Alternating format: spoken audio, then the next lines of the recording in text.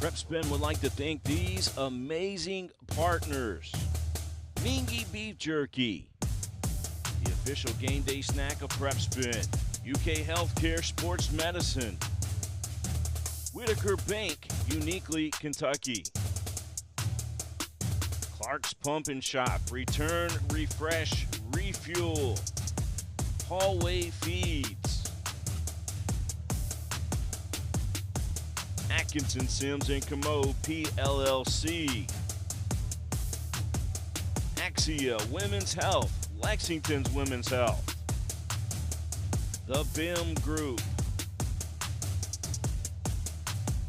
Crown Trophy. Howard Real Estate. Ken's Autos over in Paris. Jimmy's Kentucky Roadshow. Lexington Diagnostic Center and Open MRI. New South Professional Wrestling. Rafferty's. White Greer and Maggard Orthodontics. Hello Garage of Central Kentucky. And by the Scholastic Ball Report, celebrating 20 years on TV.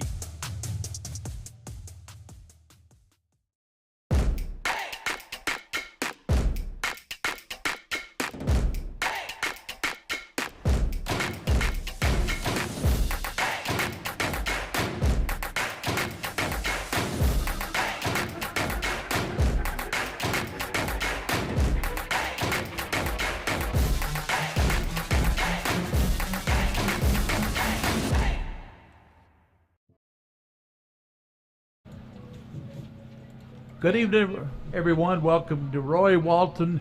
Can we the echo? Yeah, echo, Aaron. Yeah. Give me just 1 second. And good. The echo. Where do we cut the echo at? There, I got you. It's probably in there. Oh, the headphones. That right there.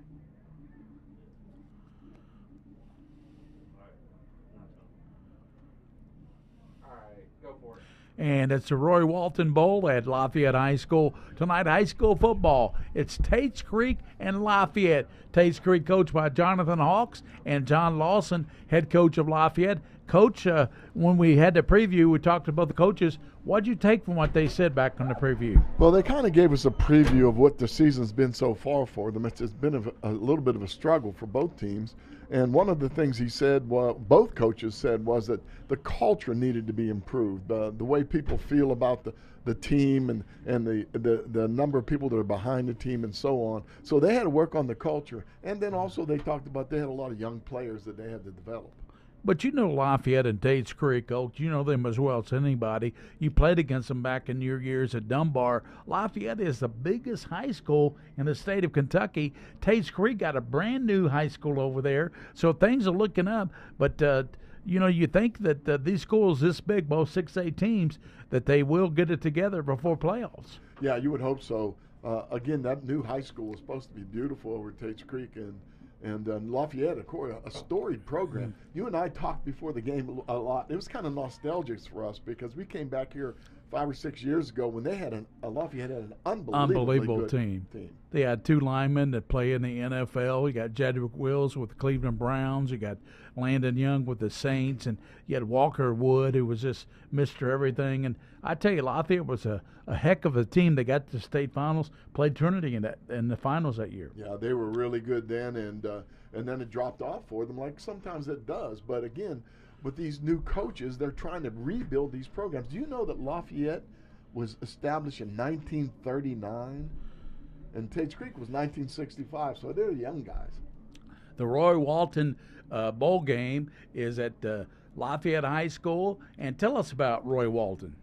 Well, he was a character, I'll tell you that. I was a young coach at, I wasn't that young, but I got the head job at Dunbar, and he'd been established a long time at Tates Creek. And we had a meeting one time, and he looked at me, and we sat down there before the season, my first year, and he said, you probably should wait about 4 years before you get into the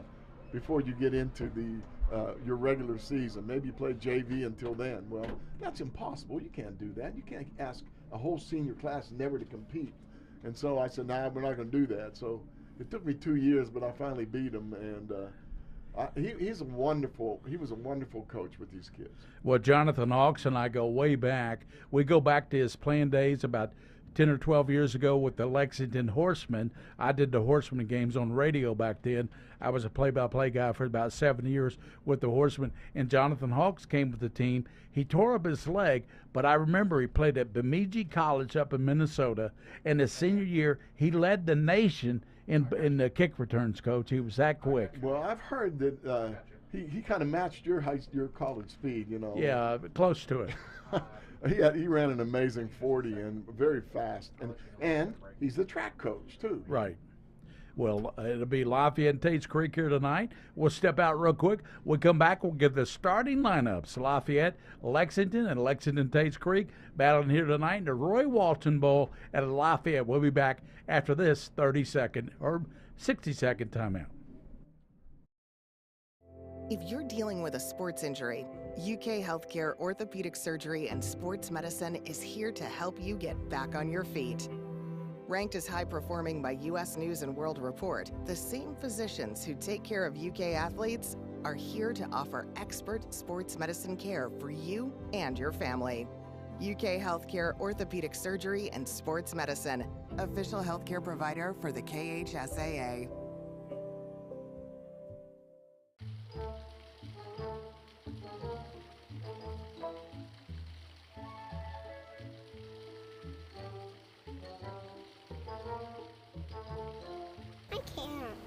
Have some Mingua.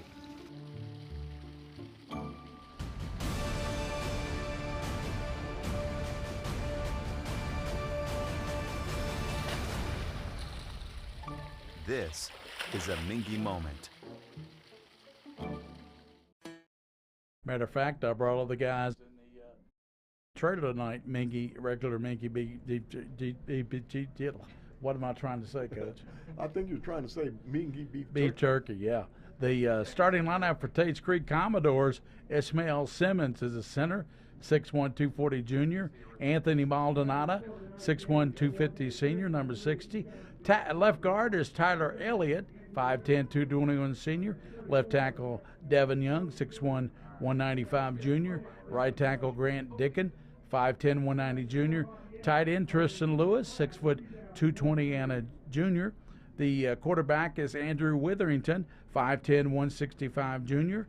And the ex-receiver, Mason Jackson, he's a junior. Thomas Siegler, a junior. And Marquavian Smith will be the halfback, 5'80 junior. And looking at the rest of the backfield, Theo Jones, your primary running back, 6', 190 senior. And Keyshawn Douthit, the Z receiver. And Douthit is the threat coach, throwing deep for Tates Creek. Douthit, looking for him. He's got 5 touchdown catches this year for Tates Creek. That's a lot for them. Well, keep an eye on as you can see, the coin toss is starting at in the middle of the field. Let's check out before we go over the offense here. Yeah. They waited for the coach to make the call. The kids didn't know. There you go. All right, we'll go over the Lafayette offense also. The center, Jackson Hodge, a 5'7" senior. We have Avery Vibert. He is the 5'11" junior. Right tackle was Blake Jones, and Blake Jones is 6' freshman. At left guard, Will Samuelson, 6' senior. Peyton Chenault is the left tackle, 5'10", 230 junior. Wide receiver, Kevin Amari. He's 5'5", 150-pound junior. Pharrell Thurman is a 5'7" senior. At running back, Desmond Hanley. Desmond Hanley is 5'10" junior. Matt King starts at quarterback. He's 5'9", 170-pound junior. And Mackay Taylor is a 5'9" freshman at the other running back. And at the last other wide receiver, Nasser Andrews is 5'9", 150 pounds. And junior. Lafayette will receive the football to start this game at Ishmael Stadium. We're just about set for the kick. And it's Tates Creek and Lafayette here tonight on this beautiful night, Coach. We're getting lucky on this weather. We are. It is amazing. It's gorgeous. The field is gorgeous. This is a senior night and homecoming here at Lafayette. Michael Wynn is the defensive end. He's 6'3", 220 for Creek. And Anthony Maldonado is a defensive tackle, a senior. Jacob Durham is a nose tackle, 6'2", sophomore. Mason Jackson, a defensive tackle. He's a 6'1", junior. The middle linebacker, Logan Julian, 5'11", junior. Cardell Wright is the inside weak linebacker, 6 foot junior. The rover is Tommy Siegler. He's a 5'11" junior. Left cornerback is Cooper Jackson, sophomore. Stephen Jones is a sophomore. Kobe Middleton is a senior. And Carter Guy. That's your defense for Tates Creek as they will take the field here. Lafayette will come on the field. We'll get our first look at the Mac King as we start this game, Coach. Yeah, it'll be interesting to watch how these teams face each other. It's a storied rivalry. They absolutely want to compete tonight, so it'll be exciting. I think it'll be a fun game, Gary. And Lafayette comes in on the season looking for their first victory, Coach. Yeah, and they're motivated. We were watching them in the warm-up, and they were excited in the warm-up. So. They were excited because last week against Henry Clay, they had 27 points, hung 27 on Henry Clay. They still lost the game, but that's a good offense to put out. That's a real good offense to put out. And John Lawson, he's a good coach. He's been here a while as an assistant coach, so he knows what he's doing. So. Yeah, he's there at the when they come out running out the tunnel. He's right there to greet everybody. Lawson's a good motivator, and he'll get Lafayette going. And Jonathan Hawks, the head coach for Tates Creek. They're in the white with the maroon tonight. Lafayette got the red pants, blue jerseys, and the red helmets tonight. And we're just about set for football as both teams are made their way on the field. We had the coin toss. I'm with Mike Meehan and Aaron Rose producing. And the King of Stream is up running the camera tonight. Hunter Warfield is in the studio with us, and I'm Gary Ball, and we're just about set for football here tonight. Ismail Stadium, the Mingua Beef Jerky Game of the Week presented by UK Sports Medicine. This should be an interesting matchup, and I'll tell you what I'm looking for, too, is defensively. And we're going to do the national anthem.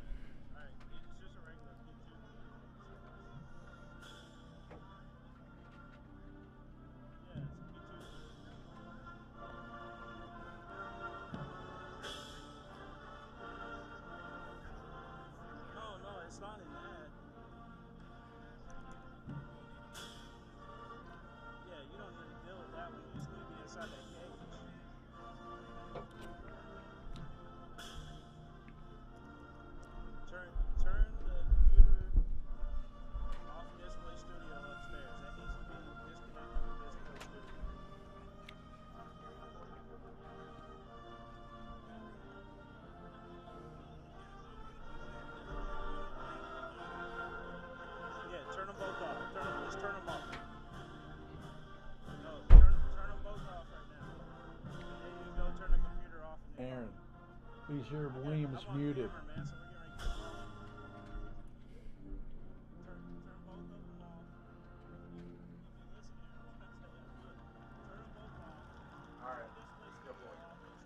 Back here at Lafayette, we've had some great memories here, as we said. Because of the NFHS agreement, they had 3 years. I've been here for about 4 or 5 years, but we're glad to be back. Lafayette and Tates Creek here tonight on Prep Spin, the game of the week. Coach, we're looking forward to it. Oh, we really are, and it's good to be back in the public schools. We hadn't been able to do that in a while. So you compared it to Army-Navy. It's Army-Navy. It's the generals and the commodores. The general was basically an Army commander, and a commodore was a Navy commander. And so why not? You know, let's have the Roy Wall Military Bowl, whatever. So Emmanuel Castro will tee it up and kick off for the Commodores. He's a junior, 6'1" junior. Castro kicking off, and the deep man back is Farrell Thurman and Teresay Taylor. Taylor and Thurman back deep. Got to have a T in your name to be a return man. Yeah, you do, it seems like. Here's the Castro kick. He's into it. He kicks it deep, and it's going to be behind and going to the end zone, be a touchback. Now, the last time I was out there, Gary, there was quite a breeze outside, so that might have something to do with the kicks tonight. We'll have to wait and see.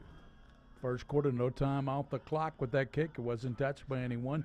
So we'll get our first look at Matt King. And, Coach, I like your thoughts on him because you're a quarterback guru. We'll watch him and keep an eye on him. Usually, the one thing to look for in quarterbacks is their deception and their handoffs, deception on handoffs, and their feet when they're throwing the ball. And wideouts to both sides. And in the backfield, you got Des Hanley. They call him Des. His name is Desmond. He's a junior. He's in the backfield. King under center. Twin come in motion now to the near side. And that's going to be Murray gives. And the running back falls down as he gave it to Hanley. Hanley fell down. Well, credit with the tackle is number 40, Coach, with the tackle there. But really, he fell down. Yeah, number 40 with the tackle. I'm looking on all our rosters, Gary. There's no 40. Well, it's probably Wynn wearing 45. He's a defensive end. He's over there on the left side. Yeah, that's who. So it's probably Wynn. So no gain on the play. It'll be second and 11. 11:30 to go in the first quarter. Lafayette and Tates. Not a good start for Lafayette. No, a little bit nervous probably. He got a little nervous and tripped a little bit, but that's okay. I mean, there's worse ways to start a game. UK football last week. You're right.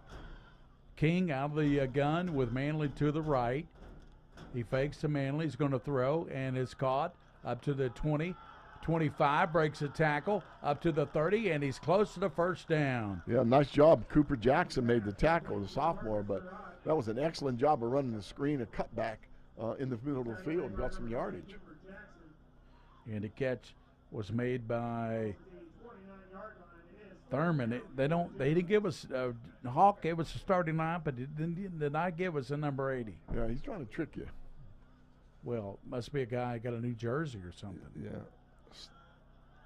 80. Yeah. For Lafayette. Yeah, that's it. That's Hale, Marquise Hale. Marquise Hale with the catch. And he's about a yard short of the first down because the young man fell on that first play. That's why they don't have the first down. Yep. Third down at about a yard. No, that's 29-yard line in motion. And to give inside to Hanley. And he's got the first down. Good job by Hanley to kind of dice his way into the line and pick up that first down. He was stopped by Thomas Siegler. Yeah, I'm going to make a correction. Number 80 is DeMarcus Seward. Okay, DeMarcus Surratt. Yeah, Surratt. He is a freshman. So Surratt hauled that one in. Made a nice cut back over the middle field to pick up almost the first down. It is first down now, so Lafayette moving the chains here in the first quarter. King under center, Manley behind him. Wideouts to both sides.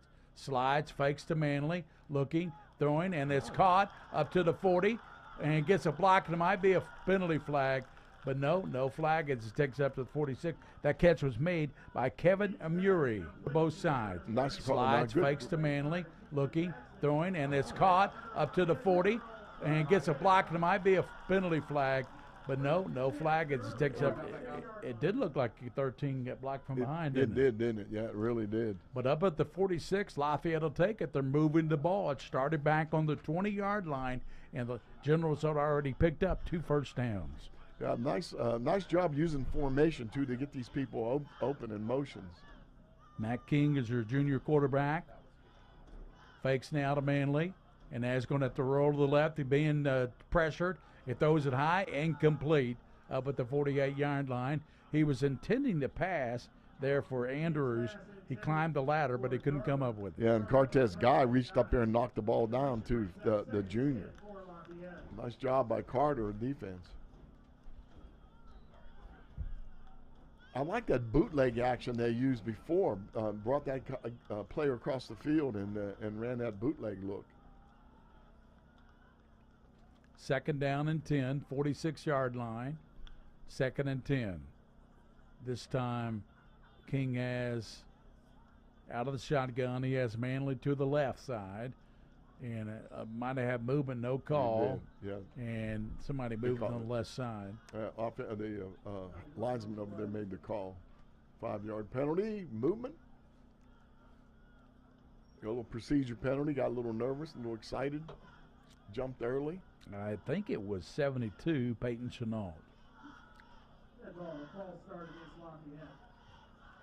So to move them back.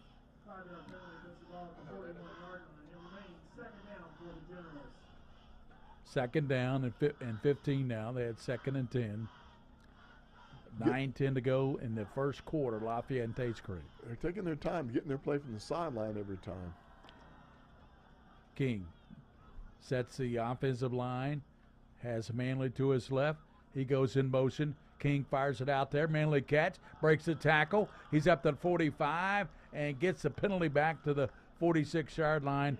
And coming in to make the stop, Cortez Guy. Another tackle on him. That was a good job. They had that play diagnosed right away and made a hit, but couldn't bring him down. So, pretty nice job. If you're Lafayette, you only got the penalty yards back. It was 3rd and 15. If it was second and it'd be 3rd and 5, a manageable 5. Now it's 3rd and long. Yeah, you can't get behind the chains too often in these rivalry games because people take advantage of that. Big time. Well, as you said, Coach, a long look at the sideline. And I see number 9 if they're in their receiver. We'll have to find out who he is for Lafayette because he's playing a lot. And here's King out of the shotgun with twins to both sides. And there's a penalty marker down. To answer your question, that's Nehemiah Jarber, who is the 6'1 junior, number 9. Okay, Nehemiah Jarber. So 3rd and 15, they lose the 5 yards back. Can't make these mistakes in these big games. Surratt is split out to the left, and they're still looking at the sideline. 3rd down and 15 at the 41-yard line. They got to get down into Tates Creek territory for a first down. Okay, so Tates Creek has changed their defense a little bit.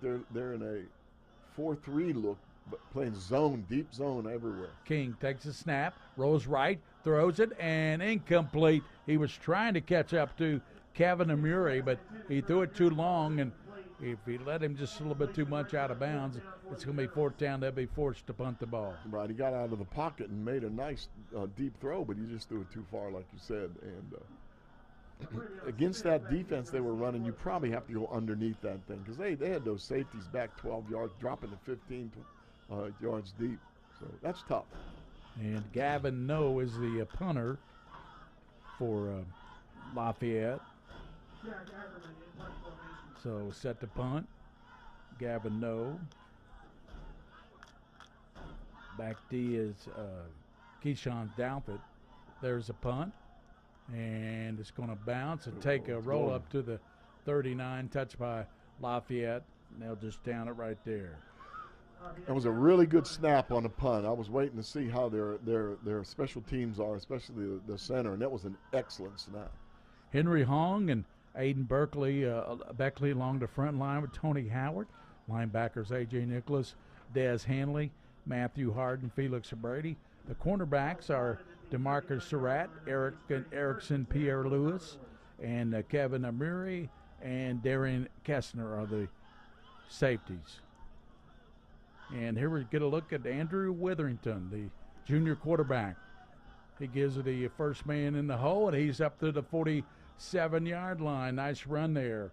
Let's see who got the ball that time. It was Theo Jones, 6-foot senior. Good power running by Jones, and A.J. Nichols made the tackle along with, I think it was Hanley. A pickup of 7, Coach. It's 2nd and 3. That was nice. A little power running here. Those offensive line came off the ball. Lafayette's first series, they got a couple of first downs, but they were stymied by those 2 penalties. Quarterback is Andrew Witherington. Witherington started last year, so he's a seasoned quarterback. Got wideouts to both sides. Gives now to Jones. He stumbles and he's dropped right there, about a yard short of the first down. And let's see who got over and got him, Coach, and making the play. And that was Felix Brady. Yeah, Felix Brady, and I think, and 21, Nicholas was on the tackle also. Yeah, Brady stopped him and makes the 3rd down about a yard. And in the backfield now, who is that in there? That's Calende Montano. Montano in the backfield. 22. 3rd down a yard. Here's Montano. Nice. He's got the first down. His knee touch. Yes. And they got to mark it. Yeah, his knee touch at about the 48-yard line, but he's got the first down. Right, he got the first down. Nice job of making a cut here. Watch the cut he makes right there, pop, right outside. Nice job, and then just kind of loses his balance. He trips on the L, actually. Mapatano is his name, and it's Kalende, a backup running back. We're already seeing a lot of backups in this game, Coach. Wetherington's doing a pretty good job now as far as controlling the offense. There hasn't been a mistake, and he seems to get the plays a lot quicker in the game. Marquavian Smith, you got to watch him. He splits out to the top. And Mapatano's in the backfield. Gets a handoff. 45, 40. Mapatano down to the 38 running hard. He stopped, and a good play made there by A.J. Nicholas. Nicholas has made several plays. Let's watch his blocking on this play. Nice job. They pulled the center around. The center runs a little fold block and picks up the linebacker. That's a nice job by number 66. That is Simmons.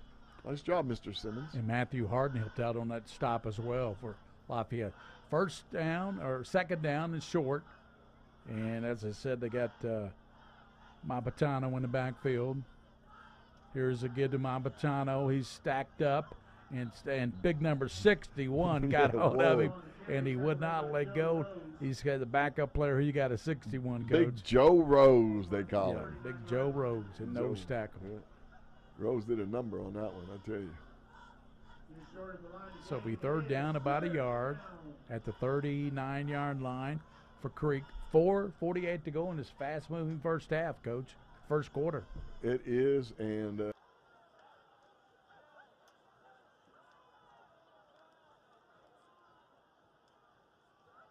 Marquavian Smith to the bottom. Witherington fakes, rolls to the left, and he's going to be break a tackle at the 40. Got the first down, and he's knocked out at the 35-yard line. That was a good job by Andrew Witherington, because if he given it to Mapatano, he wouldn't have had it, but he kept it himself. He got 5 yards. Right, now the defensive edge player, they cut the defensive edge player, so he fell. And then the outside linebacker had to come in and try to force the play and just didn't quite turn it in. What a battle Tates Creek had with Dunbar last week. They lost 14-11, Coach. So close. And they were in a ball game with Mason County and lost by 2. So it is 1st and 10 to 35. Pass out to the far side, caught by Smith down to the 20-yard line. Good running, 21-yard line. Pick up of 14 yards on the pass from Witherington to Marquavian Smith. Pierre Lewis made the tackle. If you're expecting number 21, the outside linebacker, to get out there and make a tackle, and that's Nicholas, to make a tackle, that's hard. That's very difficult to get out there on that type of play and make the tackle. They're going to force it inside so Nicholas can have a shot at it. So here's 1st and 10 at the 21. Under 4 minutes, 3:58 to go in the first quarter. No score in the Mingua Beef Jerky Game of the Week, presented by UK Sports Medicine. Gary Ball, Mike Meehan, and, of course, Aaron Rose, King of Stream, William Warfield. Fake gives it in the line, and crashing in there is Jones to the 20, maybe about a yard. So Theo Jones comes back in, 6 foot 190 senior for Mapatano, and he gets about a yard. I think, they're going to interchange a lot. Coach told me that all these receivers, see all these receivers I got on my chart? Yes, sir. Every one of them will play, and all the running backs will play. Well, why not? I mean, this was a good time to do it. That was an excellent job of defense there. They plugged that hole up. Yeah. That's a gap-type defensive look, and they have to plug those gaps. I like that linebacker there with the green shoes, though. You do. Yeah, I mean, So Smith and Siegler out to the bottom. Showing a little personality out there. Jackson, along with Douthit out to the top. You got to watch Douthit here. And Witherington, pass over the left side. It's caught to the 15-yard line, and Smith down inside. Fumbles it, and it's recovered by his teammate right there on the spot. Ooh. It's recovered by Siegler. That was awful.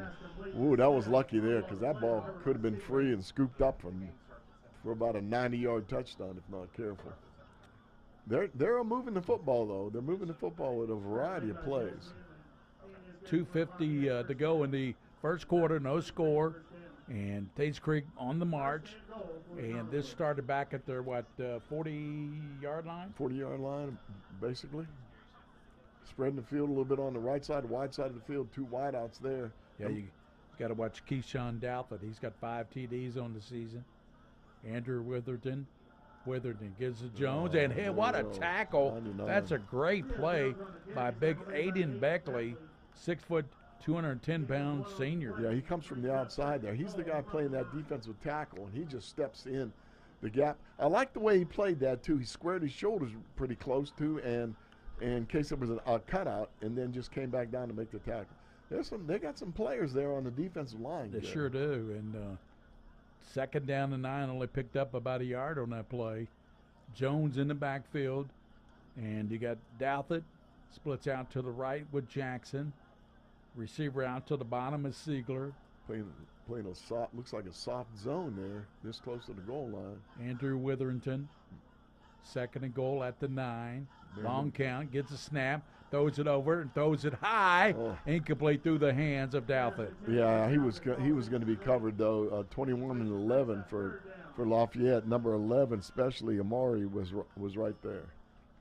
Brings up third and goal at the 9.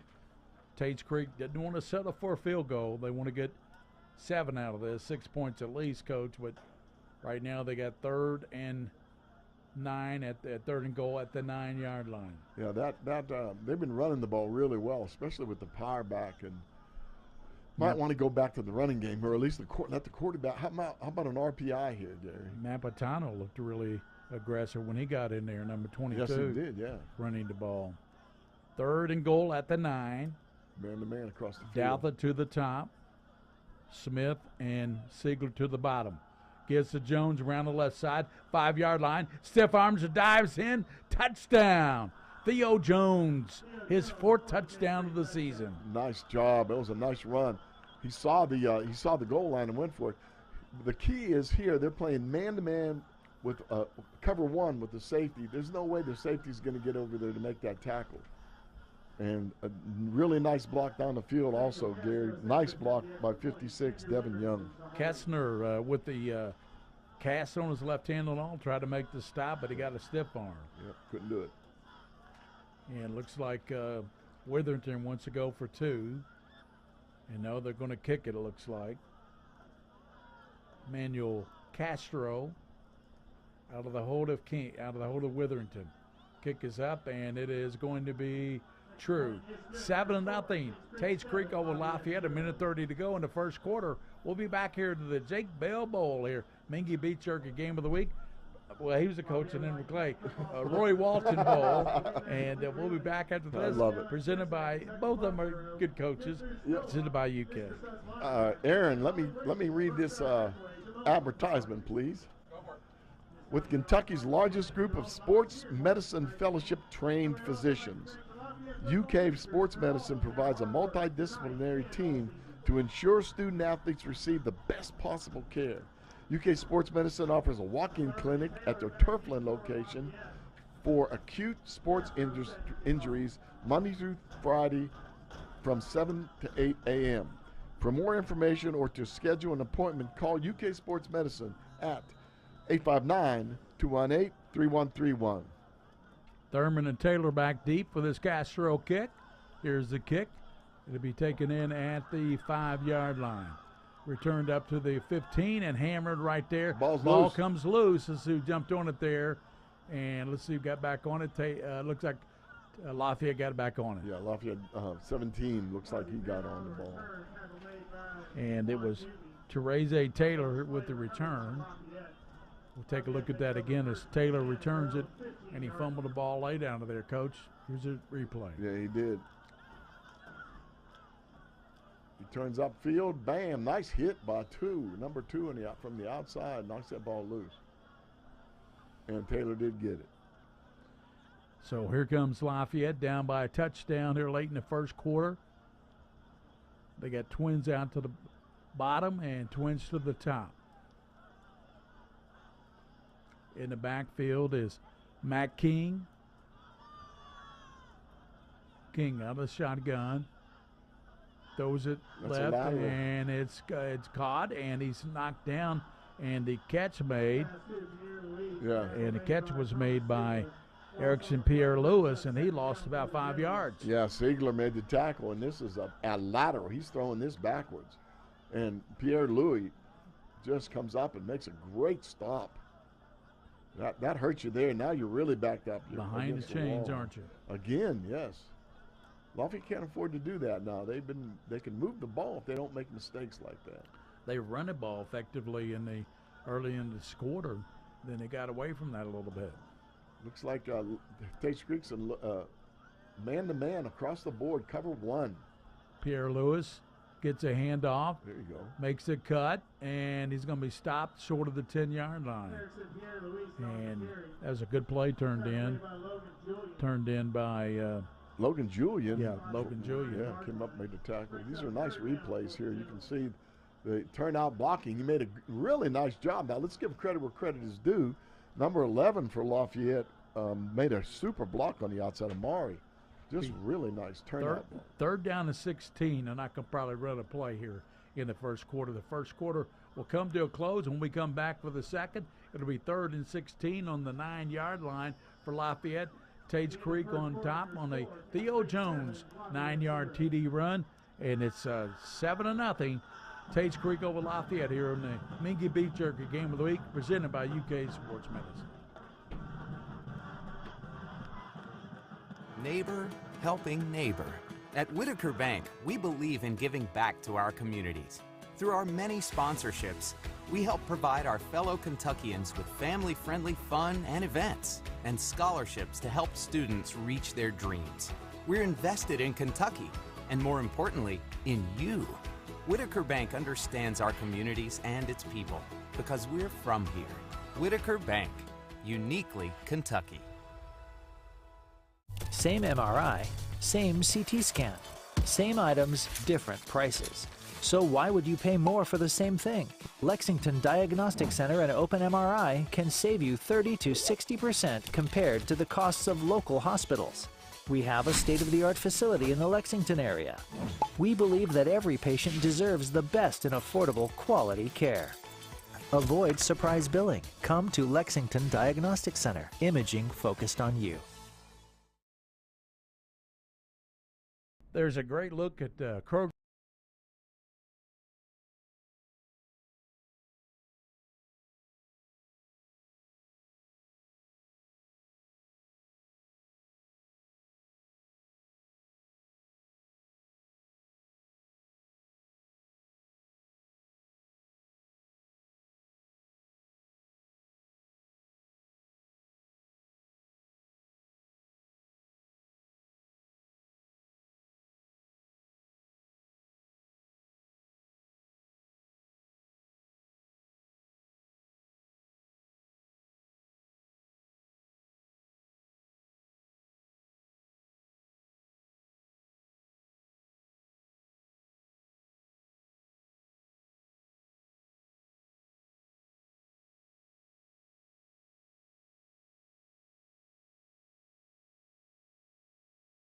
It'll be interesting. Again, the penalties and the mistakes have hurt them. Even that loss of a play on that lateral. Yeah, they're faced with 3rd and 16 now at their 9. They got to be careful here, don't they? Yeah, they do. This is a bad situation to be backed up here. You better, 3rd down and 16. That's a long way to go. If you're going to pass, throw underneath, maybe run a screen. Screen would be a good job here because the defense is keyed up to get to him. Matt King back.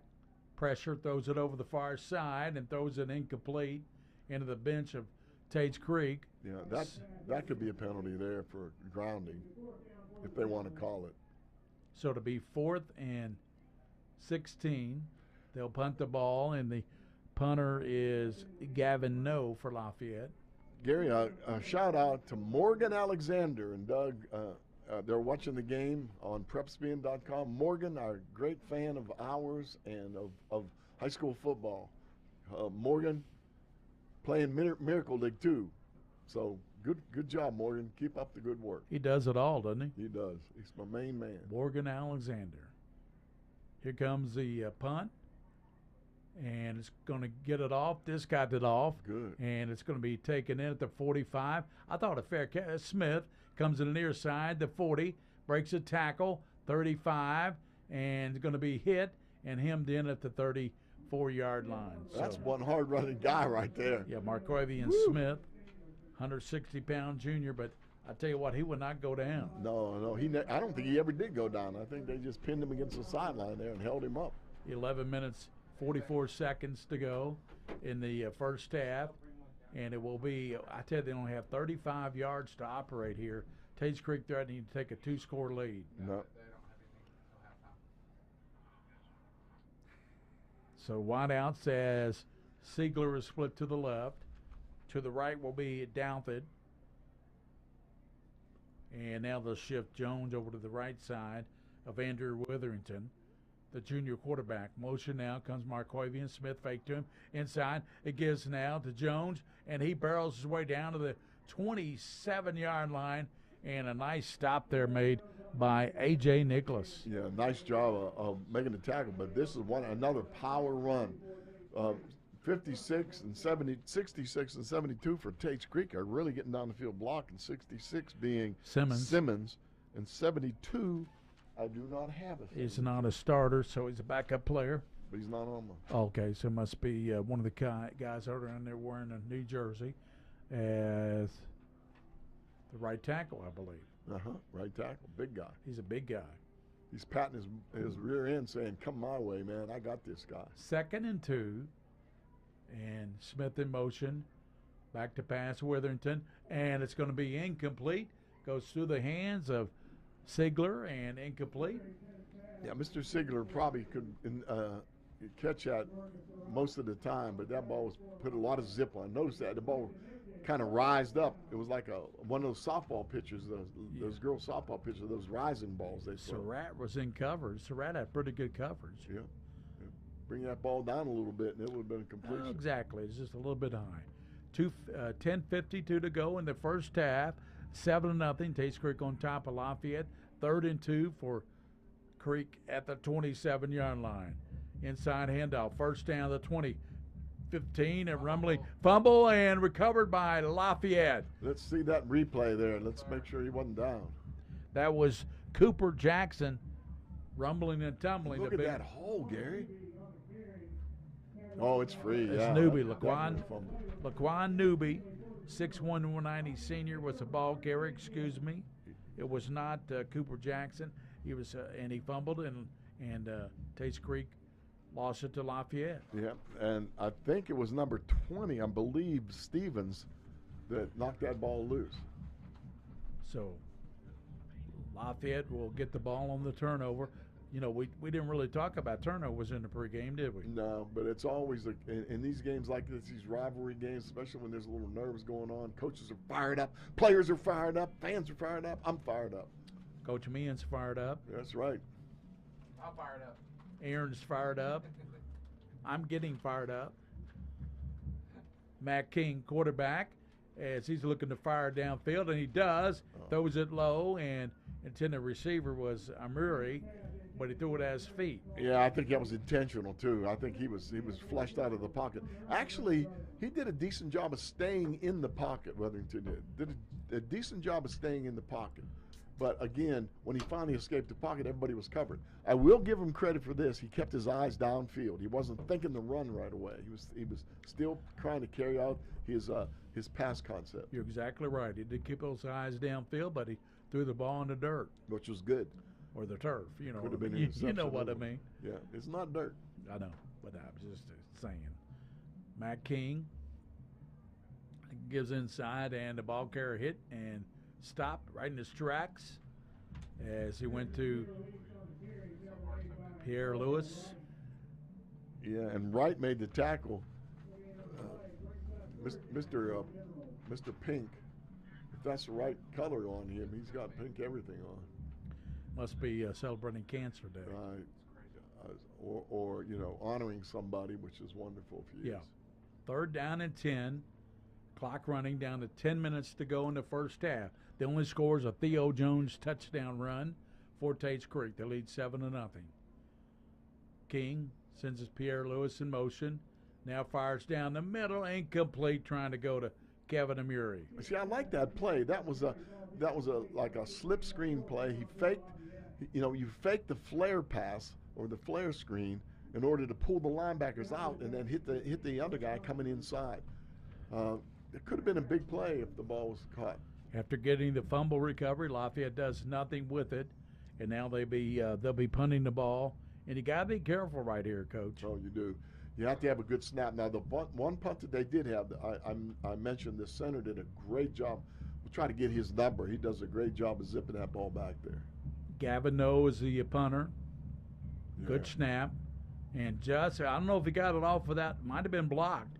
And it comes out at the 35-yard line. There's a flag. And I think it was blocked. I think somebody had a hand on it.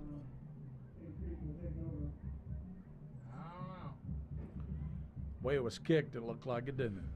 It kind of went up in the air, but who's the penalty on it? I don't know. Oh, I know. I bet it's a sideline warning. At the 34-yard line. They had the last ball at the Lafayette 35-yard line. There's penalties against Tates Creek, so it must have been some sort. Let's see if it's 10.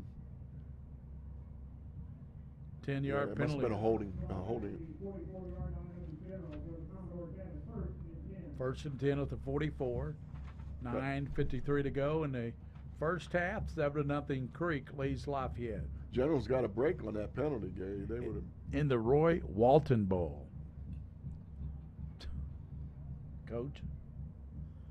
Twins out to the top. Roy coached at both of these teams, by the way. He was head coach. That's why it's a Roy Walton Bowl. Yeah. Give inside, Jones hit from the back, and the guy had him and pulled him down. Let's see who that was. It was number 90. Yeah, it looks like 97. 97. 97. Yeah, that's a Hong. Henry Hong. Henry Hong. So it'll be second down and 10. Hong put the grip on him and pulled him backwards.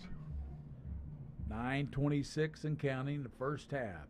At halftime, Coach will have his UFOs, and we'll also have maybe a special guest. Maybe a special guest, and also a rule that we're going to talk about. A rule, that's right. I forgot about that. So here's Andrew Witherington. Gives to Jones. He's into the secondary down to the 31-yard line. Man, I tell you what, that's offensive line play. Tates Creek has always been known for good offensive line play. That's one thing they were always strong at. Center folded around again to make a block. Nice job. I tell you what, they do a great job of their calls, their center calls. Jones picked up the first down. He got to the 32. I really like this Ishmael Simmons, the center for Tates Creek. Jones shifts over to the right side of Witherington, the junior quarterback, and Jones is a senior back. Here's Witherington, throws it downfield. Left side is caught, and a great catch. He came back and got it, and he's out of bounds. Let's see where they mark him at. Inside the 2-yard line. What a great catch by Thomas Siegler, 5'11", 175 junior. That was an awesome catch, and he kept that 1 foot in bounds, and that's all you need in high school. So, boom, nice out at about job. the 3-yard line. Yeah, notice how he reaches the ball forward, too. That got him another yard, just It reaching sure the ball did. forward. Right. Witherington comes up and lets the offensive line know what the count's on. Here's a fake now to Jones. Witherington running left, and he gets in. Touchdown. That was a nice job. That might have been an RPO. Let's see if we can see that again. Let's kind of figure it out. Oh, he's going to fake the ball. Is he reading it? Yeah, he was. He was reading the backside end, so he just kept the ball. The backside edge player committed inside. Number 10 got there late to make the tackle.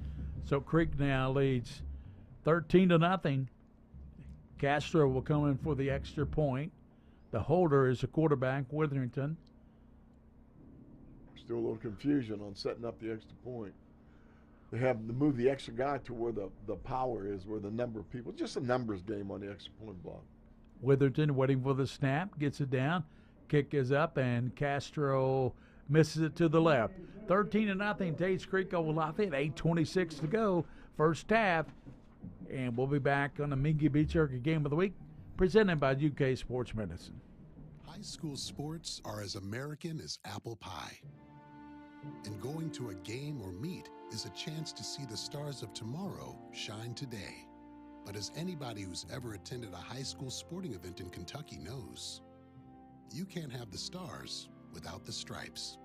High schools are currently looking for new officials in almost every sport. Who looks good in stripes? Anybody looking for a way to stay connected to a sport they love?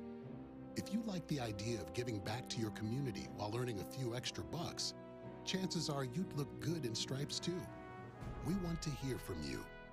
We need to hear from you. No officials means no games. No stripes means no stars. And what kind of America would that be? Kentucky needs more high school officials. Go to highschoolofficials.com to sign up or learn more. That's highschoolofficials.com. The Roy Walton Bowl here on the campus of Lafayette High School, 13-0 in favor of Tates Creek. And Gary, Lafayette just can't get anything going offensively. Here's the kick, and it's going to be taken deep by Taylor, and he doesn't have much of a return. Comes out to see, and they shake it up too at the 20-yard line. Yeah, I think Tates Creek did a good job of covering that. Number 12 jumped in there real quick and made the tackle. Hurt his knee, it looks like. Yeah. 8:22 to go in the first half. And, Coach, we have to be thinking about down the road. I know in 2 weeks we have Boyle County and Douglas for our season finale. And then the playoffs, November 4th and 11th here on the press pin. Yeah, we're looking forward to all that. We love the playoffs. Usually you have sometimes in that first round, Gary, they're kind of lopsided. Mm-hmm. But boy, in that second round, they usually battle pretty well. Yeah, they're doing it all RPI now. And I noticed that Lexington Catholic got number 1 in the state this year this week in 4A. Yeah, they jumped over Boyle County and with that close, wonderful game against Boyle County. That was a classic last week. What a fourth quarter. Yeah, we did that game here on press spin, and 28-27. The difference came down to an extra point that was blocked. That's exactly right. And take a look here. Missed the extra point here. If Lafayette can get something going, they've got some hope there now. Yeah, they got to get their offense back. It was really stymied, and Matt King moved them down the first series, but they had to punt. But they did get a couple first downs. Yeah, they did. And they're taking a long time to get the plays in from the sideline. So shift to the left is Des Hanley. Motion. They're going to get a delayed game if they're not careful. And King gets to Hanley inside. He runs hard up to the 22-yard line. Yeah, again, they're trying to run that little counter play in there, but it looks like they just having trouble blocking Siegler again. Yep, he made the stop again, didn't he? Yes, he did. So 2nd and 8 for the Generals of Lafayette. Big number 87's in there, Coach. And who's that for Lafayette? Yeah, number 87. Lafayette. Yeah, 87 is Jack Ackerman. He's a senior also. Good size young man. Yes, he is. Ackerman in there. Ackerman's 6'4". Nazir Andrews slot man to the left. And Matt King looks that way, sends him in motion. Now he comes back to the near side. King passes incomplete as he's trying to go out to the far side to Pharrell Thurman. Yeah, that motion was just eye candy. Usually you put somebody in motion to check to see if they're man-to-man or otherwise. Coach Hawk's not happy talking to this official about something. I don't know what, but there's a penalty on the play. He's wanted a decision on it. Declined the penalty, of course. Yep. Now it's 3rd and 8 at the 22. What I meant by eye candy, Gary, is what you do is you motion that guy in and then back out real fast to catch that linebacker's attention, especially the backside linebacker, so you can run that screen back inside. But that was one time when the Witherington needs to work a little bit on his feet when he throws that screen. He needs to get his feet squared up and make that throw as well as he can. Yeah. King, the quarterback for Lafayette. Witherington for Tates Creek, and it's my fault. 3rd and 8. Matt King waiting for the snap.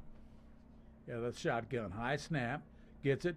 Throws it down the right side and throws a good ball. Wow. A good strike. It's caught, and that's a super catch made by Pharrell Thurman. Yeah, and he was pretty well covered, too. There were two defenders on there, and King does a nice job of throwing his football. Got his feet nice and straight. Good job. That's a super catch, Coach. What a great effort by Thurman. Right, a little fade down the sideline. Nice He climbed job. the ladder for that thing. He really did. Locked it in with his hands, looked the ball in his hands. Nice job. So they got some life. They're up near the 46-yard line. Lafayette Generals, 1st and 10. Oh, motion. Here's King looking for the screen. Oh. Knows he gets his man and is hit at the 47-yard line. And, Coach, that's the guy you were seeing who just checked in, the reserve player for Lafayette, number 87. Yeah, 87. Watch this play again. That's Ackerman. Nice job catching the ball and fighting through a tackle and making some yardage on the play. 6'4", 230. Good size, young man. He picks up 7 on that. 2nd down, long 3. We got something going here now. They're in Tates Creek territory for the first time tonight. Yeah, I think they need to speed up a little bit, though. Well, they got some momentum going. 13-0, Creek. The Roy Walton Bowl at Lafayette. Roy coached. He won a state championship in '72. Where was that at? That was here? That was at Lafayette. Okay. No. It was. I'm sorry. It was at Tates Creek. Yeah, we're at Lafayette. Yeah. Yeah, that's right. King, and it's going to be a penalty. Another motion penalty. They're just. This is killing them, Gary. They're taking way too much time to get the play in, and then the guys are sitting there, staring at the sideline.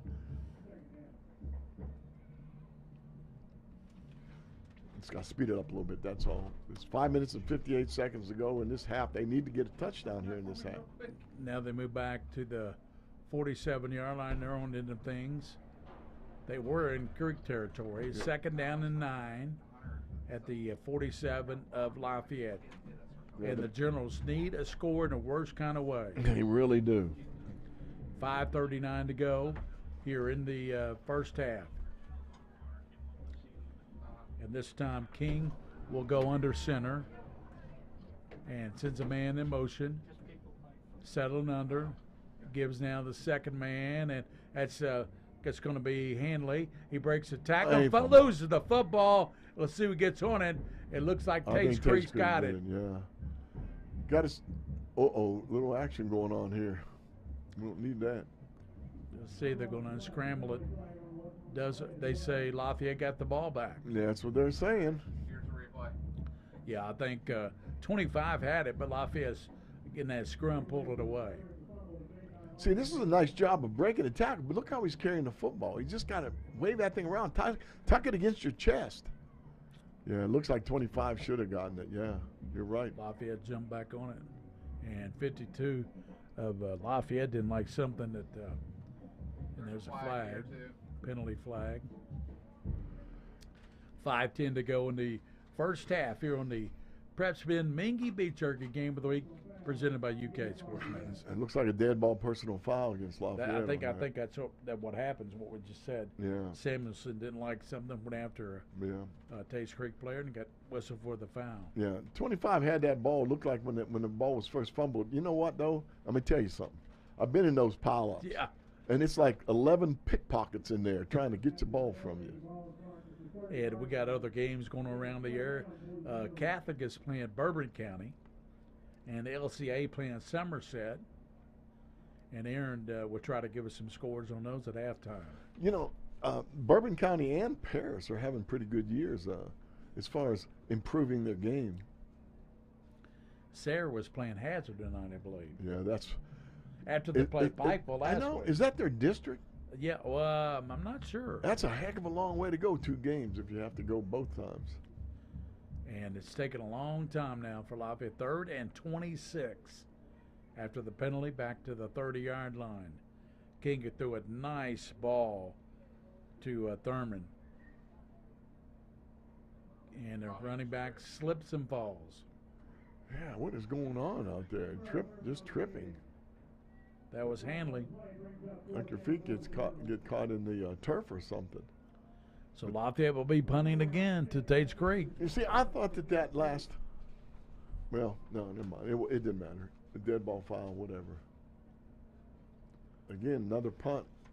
4 minutes to go in this quarter, and again, they're their own worst enemy. Weren't they in Tates Creek territory at one time? Yes, they were. They got down in Tates Creek 48-yard line. Sure did.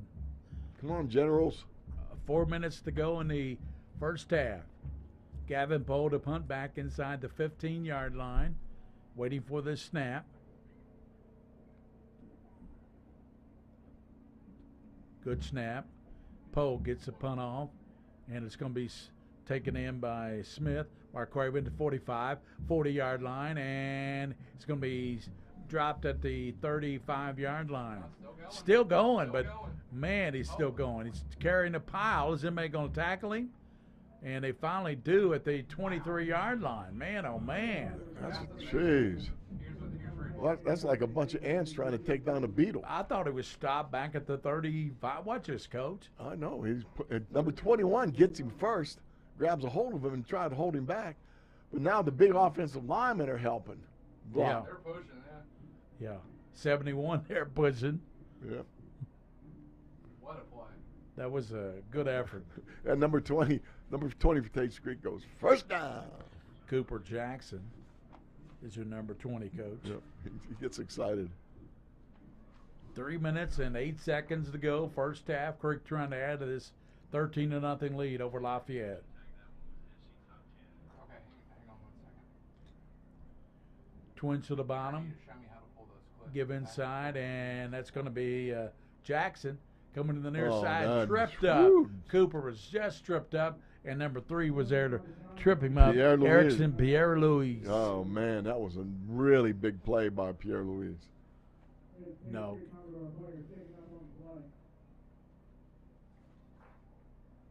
Now what? Player shaking up, Coach. Oh, yeah. So we have an injured player. The player down is Thomas Siegler. He's played so well defensively. Played an excellent game so far.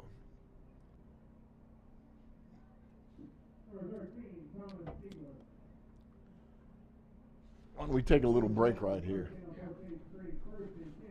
Yeah.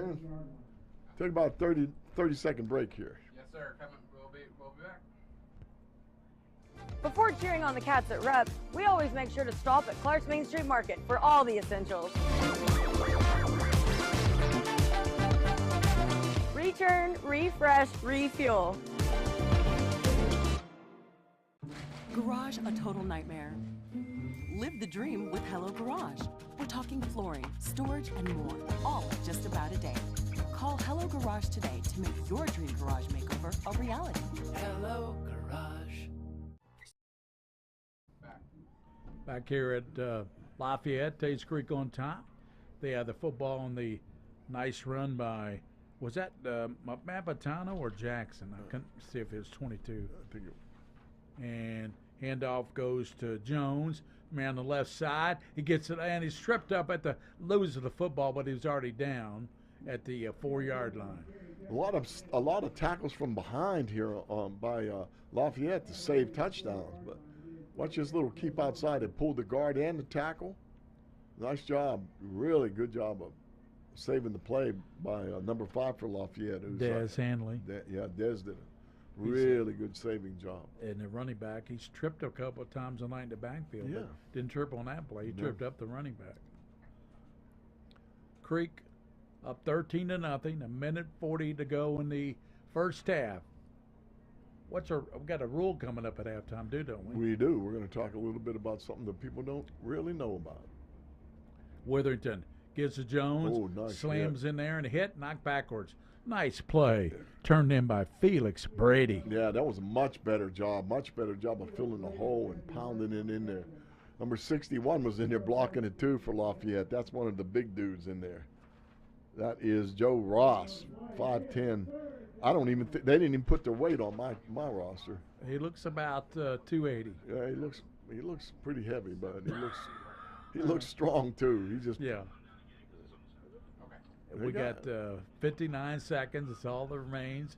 And Lafayette trying to hold him out of the end zone here on 3rd and 2 at the 4-yard line, Coach. Try to hold him out, maybe force a field goal at least and block it or something, but they need some momentum, something going in at halftime. Siegler's okay. He split out to the left. He's out there along with Kobe Middleton. Middleton comes in motion. Fake to him to Jones' left side. And he's nice tripped job. up at the 2-yard line. Good play turned in, and that was Kessner, number 2. Yeah, Kessner's a senior and made a big play on that one. 29 seconds. I would say Tates Creek probably called a timeout here. Yeah, and that is exactly what they're going to do. Timeout Creek, 29 seconds. We'll be back on the Mingua Beef Jerky Game of the Week presented by UK Sports Medicine after this timeout. Same shoes, same mixer, same computer, same items, different prices. So why would you pay more for the same thing? Lexington Diagnostic Center and Open MRI can save you 30 to 60% compared to the costs of local hospitals. We have a state-of-the-art facility in the Lexington area. We believe that every patient deserves the best in affordable, quality care. Avoid surprise billing. Come to Lexington Diagnostic Center. Imaging focused on you.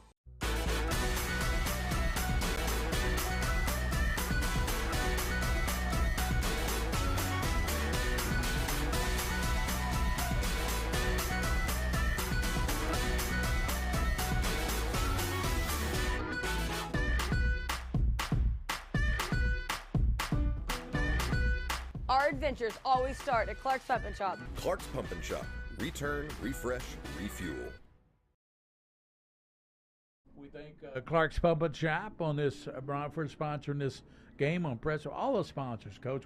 Where would we be without them? I mean, all of them. They do a super job, and any of these, and all these different sponsors that they really love high school sports, and they really get into the prep spin broadcast. Yep, we are at Lafayette, Tates Creek on top.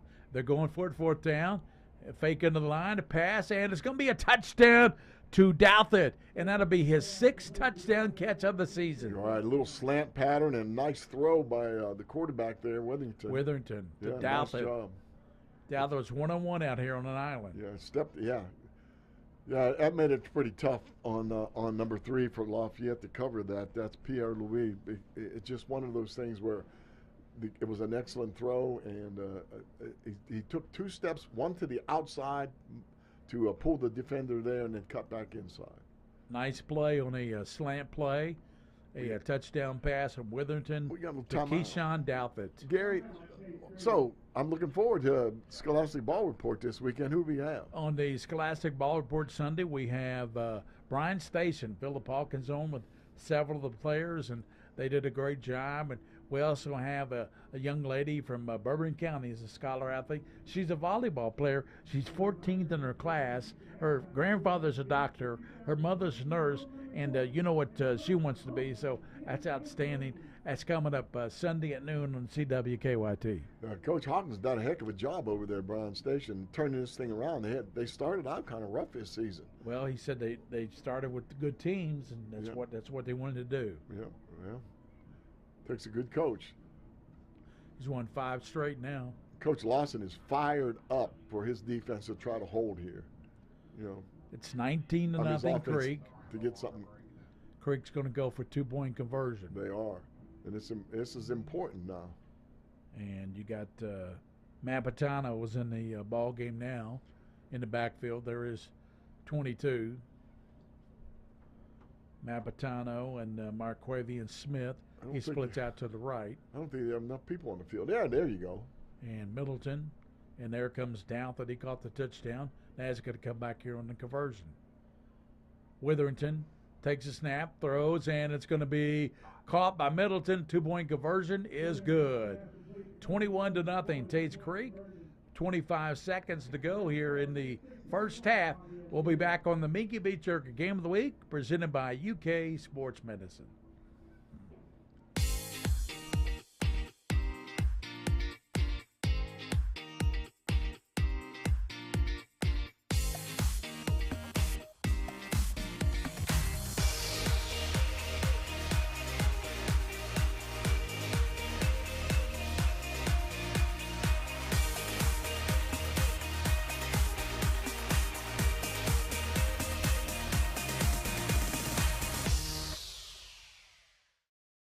Kids deserve the space to grow, to play, to explore. And if they get sick or hurt, they deserve a hospital devoted to them.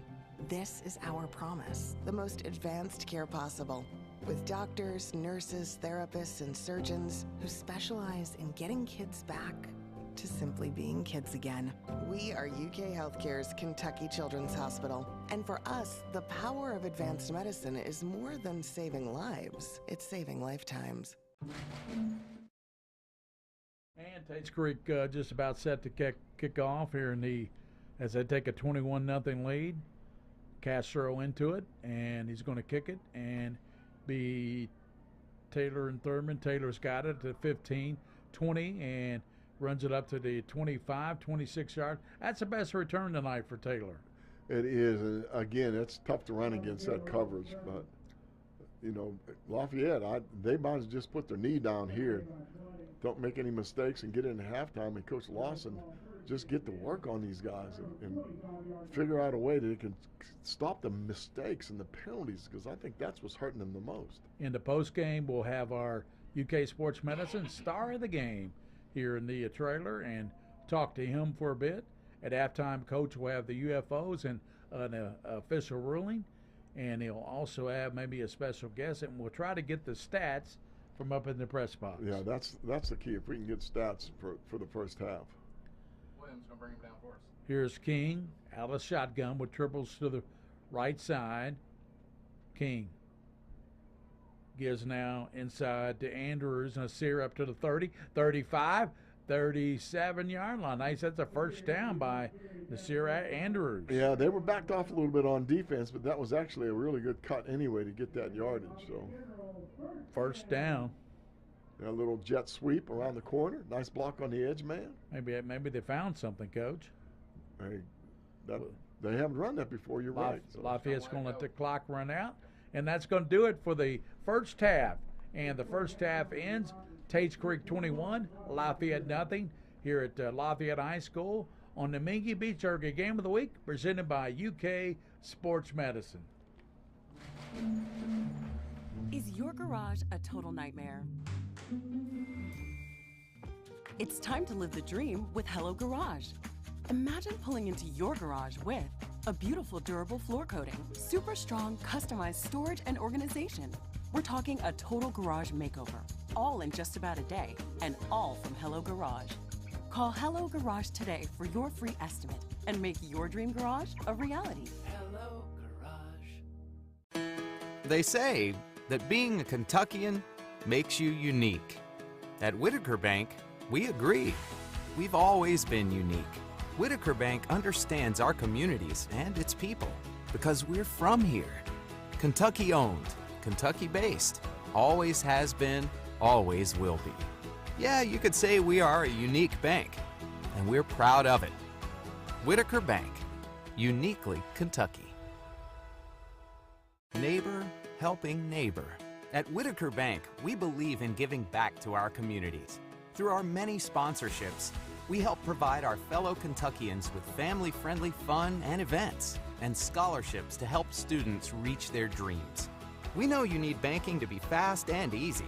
We help with personalized services like mobile deposit. Get the app today and snap, deposit.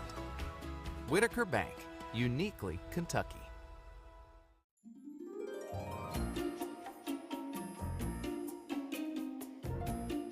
Don't forget to pack 5 pairs of clean underwear. Okay, Mom.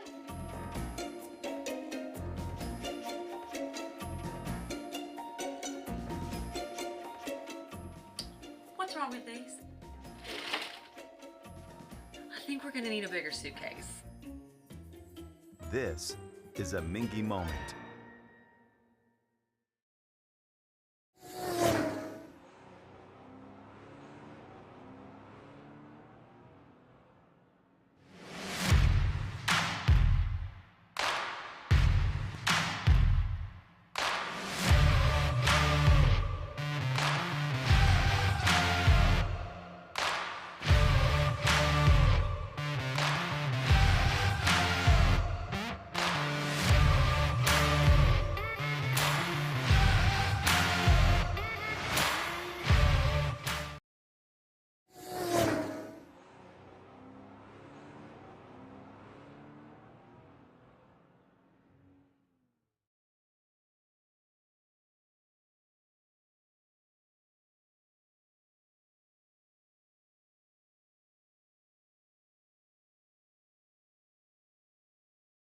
PrepSpin would like to thank these amazing partners. Mingua Beef Jerky, the official game day snack of PrepSpin. UK Healthcare Sports Medicine. Whitaker Bank, uniquely Kentucky. Clark's Pump and Shop, return, refresh, refuel. Hallway Feeds. Atkinson, Sims, and Commode, PLLC. Axia Women's Health, Lexington's Women's Health. The BIM Group. Crown Trophy. Howard Real Estate. Ken's Autos over in Paris. Jimmy's Kentucky Roadshow. Lexington Diagnostic Center and Open MRI. New South Professional Wrestling. Rafferty's. White Greer and Maggard Orthodontics. Hello Garage of Central Kentucky. And by the Scholastic Ball Report, celebrating 20 years on TV.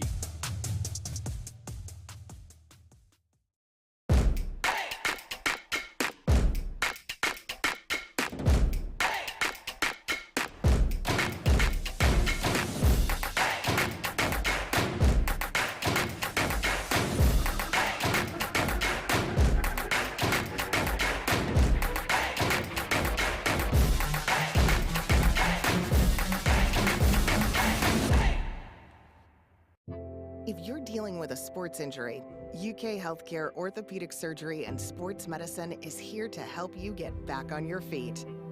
Ranked as high performing by US News and World Report, the same physicians who take care of UK athletes are here to offer expert sports medicine care for you and your family. UK Healthcare Orthopedic Surgery and Sports Medicine, official healthcare provider for the KHSAA.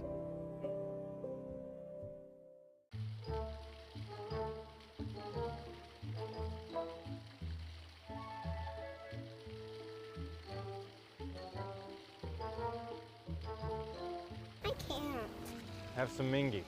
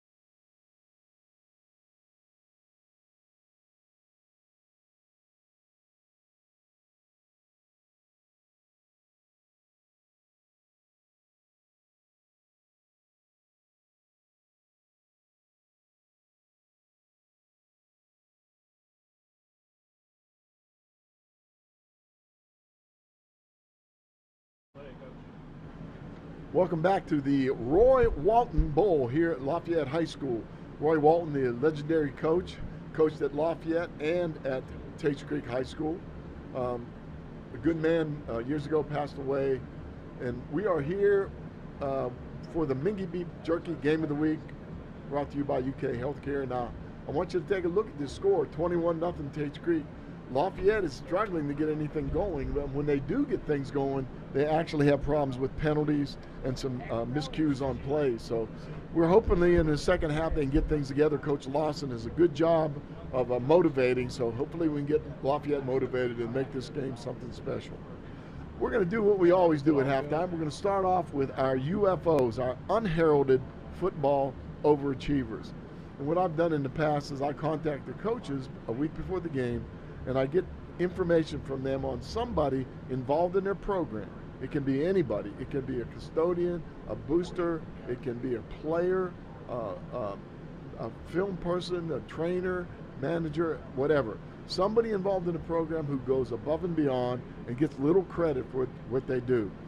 Sadly, today I only have one UFO, and that's from Tates Creek. Tates Creek UFO, Coach Hawks chose Matthew Paduta, president of the Boosters organization. Matthew was vice president last year. He has known Coach Hawks for years, he says.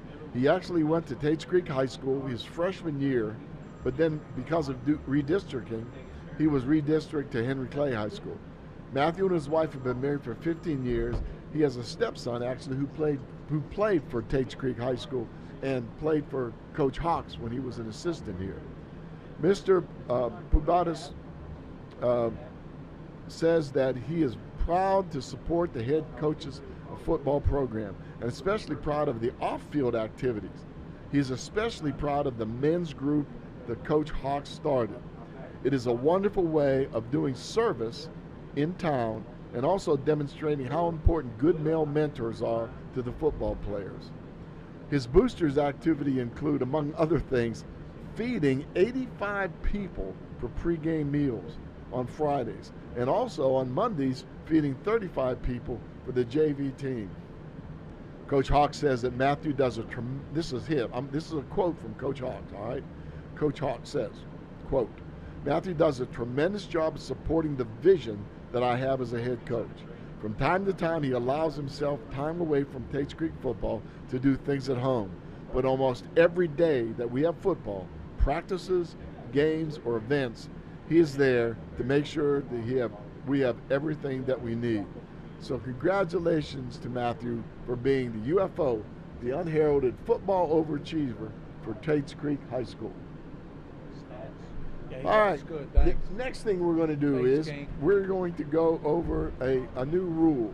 And every week what we do is we try to cover one rule that involved the football, the National Federation Football Rules Committee. Now, this time we're going to do something completely different. I don't know if any of you know what this means out there, but if any of you do, let me know. It's called a pop-up kick. In high school football, a pop-up kick is illegal. Now, let me explain what that is. A pop-up kick is a free kick. In other words, especially a kickoff, like on the kickoff. Now, a pop-up kick is a free kick on the kickoff where the kicker puts it on the tee in such a way that when he kicks it, it goes directly to the ground and then bounces immediately, usually high, into the air. Unlike a good legal onside kick, if you can picture an onside kick, the kicker kicks the ball, it usually rolls end over end for a few yards and then hits that one lucky special bounce where it bounces up in the air and makes it easier for the kickoff team to recover the onside kick. This is not an onside kick. This is not that. This is when it goes directly from the tee to the ground, bounces straight up in the air. Now, why would you have a rule that is illegal? Well, very simply, it's a very dangerous situation because the person who is fielding the kickoff cannot call fair catch because the ball hit the ground. But also, when he fields the kickoff, he's looking up at the ball. That kicking team has a running start to get down the field, go through the blockers, knock the blockers down even, and hit that return guy who's not even looking at the ball. He's totally unprotected. So that is a very, very dangerous play, and it's illegal. And that's what a pop-up kick is. Now, it's very difficult for the officials to call that play. Now, you can picture their struggle to see if that's an onside kick or if it was really a illegal pop-up kick. But technically, it's if that ball goes off the tee directly to the ground and bounces up in the air. It doesn't have any extra bounces in there. So that's our rule for this week, called a pop-up kick. Pop-up kick. Don't do that. Don't do that. Don't do that pop-up kick. That's right. All right, we're going to go over some stats for you real quick here at halftime. Let's take a look at some team stats first. First downs, Tates Creek has, well, first of all, the score 21-0 in favor of Tates Creek. First downs, Tates Creek has 8, Lafayette has 4. Rushing yards, 18 carries for 99 yards for Tates Creek, only 5 yards rushing for Lafayette. Tates Creek's quarterback was 4 for 6 for 0 interceptions. Lafayette's quarterback 5 for 11, 0 interceptions. Total offensive plays, 24 for 154 yards for Tates Creek, dominating the number of plays. The other thing that I wanted to look at was the fumbles lost. Two fumbles for Tates Creek, they lost 1. 2 fumbles for Lafayette, they didn't lose any. But here's the big one as far as I'm concerned. Crucial time penalty yards. 1 penalty for Tates Creek for 10 yards, but 4 penalties for 30 yards for Lafayette, and some of them in very, very crucial situations. Third down conversions, 4 for 5 for Tates Creek, and 2 for 6 for Lafayette. Lafayette's pretty much dominated the first half, but let's look at some statistics individually. Nazir Andrews for Lafayette for rushing has 1 carry for 12 yards. Des Hanley has 5 carries for 5 yards. And then Pierre Louis has 3 carries for 1 yard. Again, a lot of these carries were negated by penalties and so on. Theo, let's see, passing. Matt King, 5 for 11 for 60 yards. That's not bad. And at the end of the first half, toward the end, he did come through with some plays that looked like maybe they got something going for them. Passing or receiving, Thurman has 1 carry for 24 yards. Kevin Amori has 1 carry for 15 yards. And Stewart has 1 carry for 10 yards. Ackerman also has 1 carry for 6 yards. One of the better things going on was the punting for Lafayette. He has 4 punts for a total of 109 yards. Tackles for Lafayette. Des Hanley, 3 tackles. Tony Howard has 3. Stevens has 2 and let's see, 2 and I think a couple assists. And Kistner has 2 also. Let's take a look at Tates Creek rushing. Mr. Theo Jones has 11 carries for 50 yards. His longest carries was 12 yards. Mapatuo has Mapatano has 4 carries for 25 yards. Laquan Newby, 1 carry for 18 yards. Witherington, of course, 2 carries for 6 yards. The TDs were Theo Jones for a touchdown, and then also Witherington had a touchdown on that little keep. Passing, Witherington 4 for 6 for 55 yards and a touchdown. Not a bad first half for him. Smith receiving 2 receptions for 24 yards, and Siegler 1 catch for 30 yards. And Dothert has 1 catch. The touchdown. It was a touchdown catch. Touchdown was Dothert. Yes, sir. Coming into the game, he was the big threat. And I'll do the scoring for you too, Coach. And we'll look at the scoring. It got started at the 1:30 mark of the first quarter. Theo Jones, a 9-yard TD run, and Manuel Castro's extra point made it 7-0.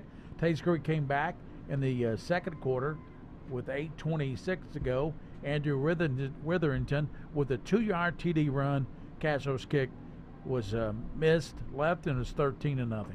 Then with 25 seconds, Keyshawn Douthat hauled in that 1-yard TD pass from Witherington, and then the 2-point conversion to Kobe Middleton made it 21-0. That's where we stand here at halftime, Coach, 21-0.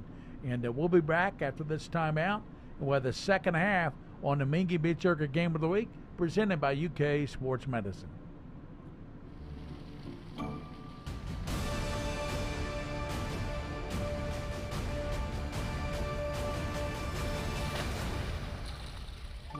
This is a Mingua moment. Neighbor, helping neighbor. At Whitaker Bank, we believe in giving back to our communities. Through our many sponsorships, we help provide our fellow Kentuckians with family-friendly fun and events, and scholarships to help students reach their dreams. We're invested in Kentucky, and more importantly, in you. Whitaker Bank understands our communities and its people because we're from here. Whitaker Bank, uniquely Kentucky. Same MRI, same CT scan. Same items, different prices. So why would you pay more for the same thing? Lexington Diagnostic Center and Open MRI can save you 30 to 60% compared to the costs of local hospitals. We have a state-of-the-art facility in the Lexington area. We believe that every patient deserves the best in affordable, quality care. Avoid surprise billing. Come to Lexington Diagnostic Center. Imaging focused on you. And we're back here for the second half action here at Lafayette. Tates Creek up 21-0 over Lafayette, and we recap the stats for you in the scoring in the first half. And coaches pretty much dominance by Tates Creek. They dominated the stat column, and they lead 21-0. Right, and again, they've eliminated. Tates Creek has eliminated a lot of mistakes. They've eliminated penalties. They're driving the ball real well. They're mixing up the pass and the run and doing a pretty good job. Lafayette is struggling again to get an offense going. They're making some good plays on defense, but they just can't overcome their own mistakes. King threw a nice pass. He threw it down the left side to Pharrell Thurman for 30 yards. He hauled it in, but I'll tell you what, other than that, it's not been a good night offensively so far for Lafayette. All right, and the Lafayette actually, their defense, again, they're being led by Hanley and Howard with tackles, but Tates Creek also on defense. Boy, Jackson, a nice job, and Siegler. We mentioned Siegler several times.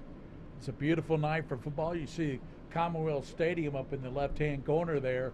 That's Commonwealth's, or Kroger Field. It's always been Commonwealth Stadium to me. Kroger Field, and they will play tomorrow night against Mississippi State. I'll be up in northern Kentucky tomorrow, having taken my daughter out for her birthday, Coach. Well, congratulations on that, and that's awesome. Got to have your priorities. And we might go to that Blink. Have you heard of Blink? No. It's a big event where they have murals and they light them up there. Only Cincinnati has Blink, and it's become a real big popular tourist attraction. I heard it was just packed last night, so if we got time, I might go see Blink, the event called Blink. That's B-L-I-N-K. Blink, don't blink. Here it's Tates Creek 21, Lafayette nothing. Get ready to start the second half. Lafayette will tee it up, and their kicker is Stark, Aiden Stark, a freshman, and they'll kick to Colby Middleton. He's back deep for Creek, and Catholic up 7-0 Bourbon County in the first quarter. Oh man, I'll tell you what. That game started at 7:30. Yeah, it just started at 6:30. So it started at about 25 minutes ago. This one's in the second half. So the standard procedure is if a city team plays a city team, they play at 6:30. They always Fayette County plays Fayette County, 6:30 start. I wonder if that was in the paper. Yeah, it was in the paper today. Oh, onside kick. And it rolls around. They're picked up by Lafayette, and let's see where it is. Lafayette. Tates Creek. Tates Creek were out of the ball, excuse me. And there to recover was 25. And yeah, 25 for Tates Creek is right. Mr. Wright. Cardell Wright got the ball. Good hands, team. At the 48-yard line, that's where Tates Creek will go to work, up 21-0. And why can Lafayette do this half to get back in the game? Well, I think they need to get some misdirection going because Tates Creek is really blocking those gaps and playing good defense. They need to cut out the errors. No more penalties. No more mistakes. And maybe move a little quicker, too. They're going real slow getting the plays in from the sideline. Andrew Witherington, the junior quarterback, he started last year for Creek, so he's going to be a seasoned quarterback next year, Coach, as a senior. He's got Theo Jones in the backfield to the right. He gives it Theo Jones, breaking tackles, down to the 48, 49-yard line. They'll pick up about 3. He's second down and 7 as we have Coach Fee coming in here. That was a pickup of 3, second down and 7. And Lafayette and Tates Creek, 21-0. Creek on top. Tom Fee, how you doing, Mr. Coach Fee? I'm doing great, just great. And Coach, we got him settled in. We had a little visitor here, Coach Tom Fee, coached here at Lafayette years ago, what, 85 maybe, 1985, 86, around that time? I was here from 68 until 87. Wow, I tell you, and you had some championships in track and Witherington throwing downfield, overshoots his receiver as they overthrew Smith that goes incomplete. Go ahead, Coach. This is a little different, Tom, than we've seen recently being in a place like this, isn't it? Yes, it is. I tell you how far behind I am. I thought the game started at 7:30. So you came. So did a lot of people. A lot of people, yeah. So you came at the usual time. Yeah, Lafayette's struggling. They've had trouble offensively the whole game, and with mistakes, penalties, and so on. But again, they've got some talent. They just got to pull it together. And a brand new coach this year for both of these teams. So. 3rd and 7 at the 49-yard line, and Creek with Witherington back in that. And as I said, Coach, he's going to be seasoned next year, seasoned quarterback. He's a quarterback, back to pass in the pocket, gets pressure, rolls to the right, and he's getting more pressure, and this time he breaks that, and he's cut down the far sideline. He's close to the first down marker. He got it inside the 42. Yeah, it was forced out of bounds. The sideline's the 12th defender. Watch the instant replay here. He bounces outside. There was no containment on him, and missed tackle there for sure. So, Tom, it's been been a while. We knew each other from college, but you were a Red Raider in high school, weren't you? Uniontown, Pennsylvania. That's right, Uniontown, Pennsylvania. Red Raiders. We had some great times back there. Great football team, great basketball teams.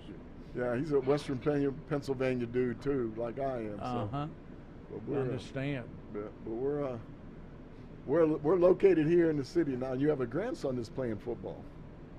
I have several playing football. One at Beaumont, one at Lexington Christian. It keeps us busy going to games. One Saturday we had 4 football games on Saturday. So which ones you go to? Mapatano got the all of them. I got you. Mapatano with the handoff up the middle got 5 yards for Mapatano, so it's 2nd down and about got 6, 36-yard line. 10 minutes 27 seconds to go in the 3rd quarter. Gary Ball with Coach Mike Meehan, Tom Fee's in with us, Aaron Rose, and the King of Stream, William Warfield. Well, the producers and the camera people do an excellent job with us. Yes, they do. They make us look very good. Twins out to each side for Witherington. Fakes to Mapatano. He gives it out left side to Smith. Smith to the 30-yard line, and he barrels down to the 20-yard line. He's run out by Surratt there. Yeah, Surratt did a nice job. Again, though, Coach Fee, whenever you want to comment, especially on these defensive things, just go ahead and comment.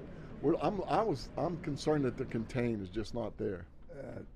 Lafayette did a terrible job just on that play, taking a poor angle and trying to get to the ball. 1st and 10 for the Commodores at the 19-yard line. And on the march, and they got Mapatano, 22, in there for Theo Jones. Him and Theo Jones are kind of interchangeable. Yeah, they're a little bit different running backs, too. Yeah. Theo Jones is more of a power back, yeah. Mapatano's more of a scat back. Yeah, he's quick. And he's to the right now of Witherington. He has Sigler and Smith to the left, and split out to the left is Douthit. And let's see what they do here at the 19-yard line. 1st and 10 for Witherington. Keep your eye on Douthit. Witherington back in the pocket. Looks right, throws it deep down to Douthit, and it's going to be overthrowing him at the in the end zone, and come back 2nd down. Yeah, I think the quarterback just got a little too excited there to see him break open on that post pattern and just overthrew it a little bit. He was wide open. Yes, he was. We're seeing a lot of zone, Tom, from these teams, and we've done a lot of coverage this year with Lexington Catholic and other teams, and they're playing a lot of man, but we're seeing a lot of zone with these teams. Lexington Catholic did a great job last week against that Boral. You were at that game, weren't you? Yes, I was. That was a fine football game. It was a tremendous game. The Catholic came back and from a 20-0 deficit and won the game 28-27. That block extra point was real big in that game. Wirchler got the extra block. Yeah, and we were Tom and I were talking on the phone about the quarterback for Lexington Catholic, Wasik. He's a great little quarterback, dynamite. Yeah. He is. These guys are developing, though. We talked. We had a preseason interview with the coaches, and we were talking to these, preview, yeah. Yeah, preview. And we were talking to these two coaches, and they both basically said the same thing. They're brand new, and the thing they had to do first, and I know you understand this, is they had to change the culture a little bit. There was sort of a negative culture, and one of the things that I talked to the booster president here, and he is desperately in need of help. We need more Lafayette boosters. We need more people volunteering to help. Gosh, come on, guys, support these young men. It's always great to get support from the community and adults around the team. Coaches need to know that and be aware of that. And it's always beneficial to get that backing. Here's Witherington. Throws it to Douthit, and he's hit. And let's see, hit again. There's a flag down. And flag comes down immediately. Let's see what the flag is. As Douthit was hit twice and finally dropped. Yeah, Kessner hit him pretty good right there. Let's see what the flag is. A little conversation. Someone might have got the face mask. Yeah. Yep. Yeah, I think maybe you're right. Face mask, personal foul. Yeah, that's going to hurt. I mean, that's going to hurt. After a big hit like that, a little momentum changer. Lafayette did a good job reacting to that. Sure did. They got to it in a hurry, didn't they? Yeah, but unfortunately, they pulled his face mask. A little slip screen, a little jailbreak screen we used to call it when I was at LCA, a little jailbreak screen coming in there. Didn't work. Des Hanley was making the play, but he also grabbed his mask. Second down and 3. They can get inside the 10 for first down. Tates Creek Commodores out of Lexington and Lafayette out of Lexington.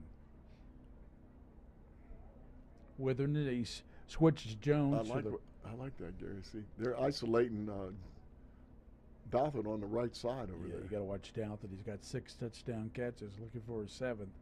Witherington looking left. Yeah, he's now open. throws, and it's going to be. He had it in his hands, and he bobbled it. Ringling Brothers spotted from Bailey. Marquavian Smith dropped the ball. Yeah, Des Hanley got a hand in there finally afterwards and knocked it out of bounds, but he was hoping he'd get the interception. What do you think? What do you think about that? With their best receiver is isolated one-on-one against man coverage out here on the short side of the field. That's dangerous. That puts a lot of pressure on that defensive back. It sure does. We've been there. Yeah, zero coverage too. There's no safety back there. And now you get 2 receivers, Siegler and Smith, come out to the left side, the open side of the field, and Douthit is the lone receiver to the right, and back in there, Mapatano. Here's a give Mapatano into the line, the 10, the 5, trying to cut outside. Touchdown, Mapatano. What a great run there. There you see him celebrating with Marquavian Smith, and it's now 27-0. Yeah, they pound you with the big back, and then they got the little mosquito in there, and he's dancing around back there like, yeah, there's no way. I hate when that thing bites my ankles, Yeah. Because it's really bothersome when you get your ankles bitten by that mosquito. Well, he's causing an itch for Lafayette, too, right now. Tates Creek did a nice job of blocking there, too. We talked about that. Tates Creek's offensive line is, what they've been doing is they've been folding the center around to take care of the linebackers a lot. And those linebackers come up to meet that big dude at center, and they just can't make any penetration. It opens up those gaps. So Tates Creek now leads Lafayette in the Roy Walton Bowl, 27-0. And they will place it down, and it looks like Castro will kick the extra point out of the hold of Witherington when we unsettle the there's still a flag down back at the 13. Yeah, they're talking about they're going to half the distance, I guess. No, they're going to go and probably penalize them on the kickoff. Probably. Okay. Yeah. So it'll be place kicker Emmanuel Castro out of the hold of Witherington. Move your extra player over to the left side. You got to move an extra blocker over there. You got extra people over there. Castro waiting for the snap back to Witherington. Placement down. Kick is up, and it is good. So 28-0 Creek over Lafayette. 9:30 to go in the third. And we'll be back here on the Mingua Beef Jerky Game of the Week, presented by UK Sports Medicine. Sports are as American as apple pie. And going to a game or meet is a chance to see the stars of tomorrow shine today. But as anybody who's ever attended a high school sporting event in Kentucky knows, you can't have the stars without the stripes. High schools are currently looking for new officials in almost every sport. Who looks good in stripes? Anybody looking for a way to stay connected to a sport they love. If you like the idea of giving back to your community while earning a few extra bucks, chances are you'd look good in stripes too. We want to hear from you. We need to hear from you. No officials means no games. No stripes means no stars. And what kind of America would that be? Kentucky needs more high school officials. Go to highschoolofficials.com to sign up or learn more. That's highschoolofficials.com. Roy Walton Bull. Tates Creek again, another job of driving the football. A penalty again hurt Lafayette, and they scored. Lafayette is just searching offensively to find something. You cannot leave your defense on the field, that long without problems. Yeah, Mapatano ran it in from 9 yards out. Boy, I tell you, he's a good combo with Theo Jones, a power runner. Here's a kick from Castro, and it's going to go through the hands of Taylor, and he goes back in the end zone and tries to pick the ball up. He comes out of there with it, and it's going to be hit right at the goal line. They're going to say the 1 yard line, guys. That's where the ball ends up, not the feet. So if the ball's out there, that's where it goes. So, Tom, what do you think about UK tomorrow night? I'm hoping Levis can come back and help us offensively. We got to play much better defensively, though. I've been real disappointed in the defense the last week or so. Well, we put no pressure on the quarterback. None whatsoever. No containment, no pressure. No, and I'll tell you what, with Mississippi State, I don't even know if you can get pressure on a good day against that guy. He throws the ball so quickly. It's going to be tough. We have to outscore him.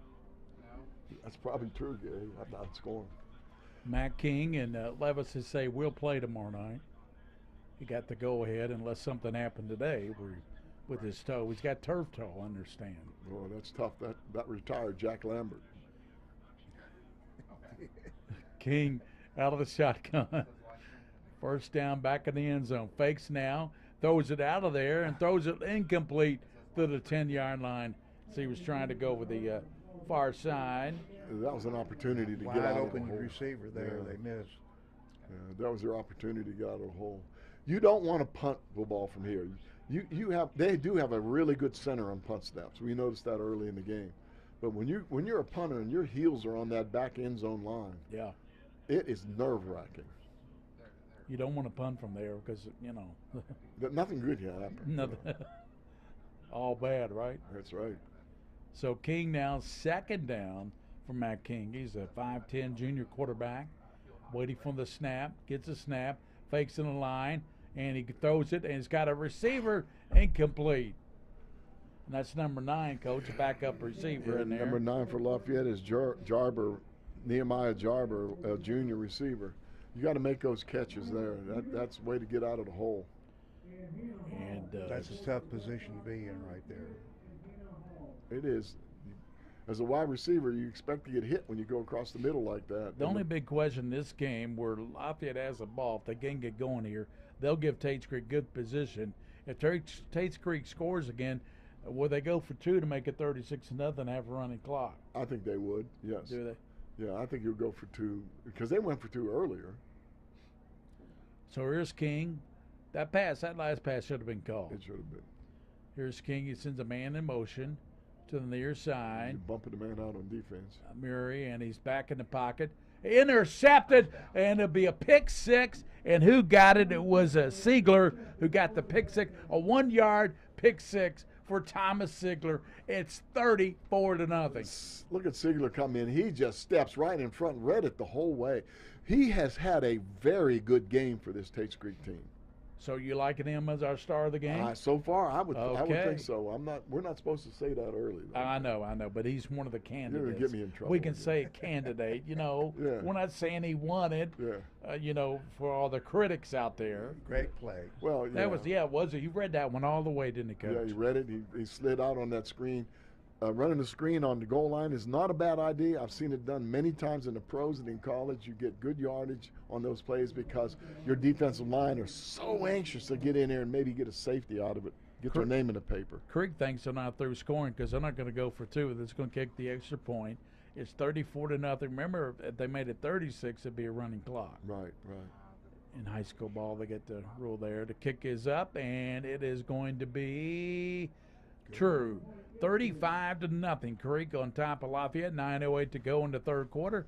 We'll be back on the Mingua Beef Jerky Game of the Week, presented by UK Sports Medicine. We're cheering on the Cats at Rep. We always make sure to stop at Clark's Main Street Market for all the essentials. Return, refresh, refuel.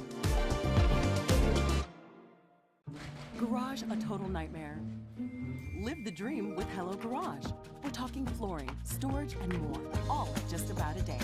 Call Hello Garage today to make your dream garage makeover a reality. Hello Garage. Same shoes, same mixer, same computer, same items, different prices.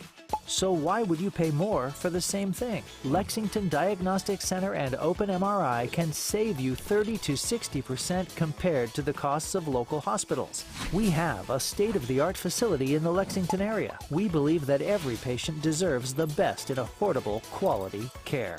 Avoid surprise billing. Come to Lexington Diagnostic Center. Imaging focused on you.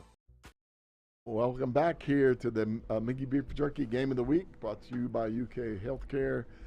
This is a 35-0 favor of Tates Creek. I heard Coach Fee talking about Tom Duffy pass away today. He was a great coach. He won the state championships at Danville, won a couple of state championships at Fort Thomas Highlands, and he was a relatively young man. He passed away today. I didn't know that. That's the first I've heard of it. That is really heartbreaking. Duffy had to be 70. He's 74. Yeah, wow. He's 74 years old. Yep, that's the same. He passed away today. Won numbers. Was a great coach at Danville. Then went on to Fort Thomas Highlands. He won state championships with like 15 people on his team. That's all he wanted. That's all he wanted. He wanted 15. Coaches had to line up so they could compete. Yeah, he wanted 15 committed people. You know what I'm saying? And if you weren't committed. Yeah, and then when they would practice during the week, other coaches had to play the defensive players and stuff. How did I bring his name up and he passed away today? Yeah, that's odd. Gosh almighty. Yeah, that's sort of a little irony in there. Here is the quarterback, Matt King. He's got in the backfield and fakes to his running back, Hanley. Now rolling right and throws it into the bench, and he's shaken up. Yeah, he hurt his knee. Hurt something. He jumped up, tried to get up as quickly as he can. Let's see if they have to put a backup in there, Gary. He's going in. He's hobbling back. Yep. You know, we see the Byron Leftwich dedication anymore. Coach, here it is. Yep. Turns his shoulders, looking downfield. That's one thing I'll say for him. He got his leg rolled up on, Coach. Yeah, he did. His ankle, I think, not his knee. We talk about these quarterbacks, Tom. The fact that they do a good job of rolling out, and this kid here, he's one that he actually squares his shoulders up and looks downfield and doesn't just think I'm going to run every time. His receivers have to help him a little bit. Exactly. Find that open space. And he's looking downfield, throws it low, incomplete, as he's trying to go to Kevin or Murray. Yeah, he's not getting anything on the ball, and that might be his ankle there too. One of the things that you watch for quarterbacks when they hurt their foot or their ankle, they just don't get anything on the ball. And sometimes, you look at it, they're taking too wide of a step, the ball goes sails on them. Too short of a step, it'll go into the ground. You just have to watch those feet. The coach quarterbacks, they watch the feet more than anything. I found out a long time ago, and I've heard this said too, you can't take a young kid and change his throwing motion. You can't. The way he developed his throwing motion is the way he's going to throw. But you can work on their feet, and their feet is the key to it all. Right.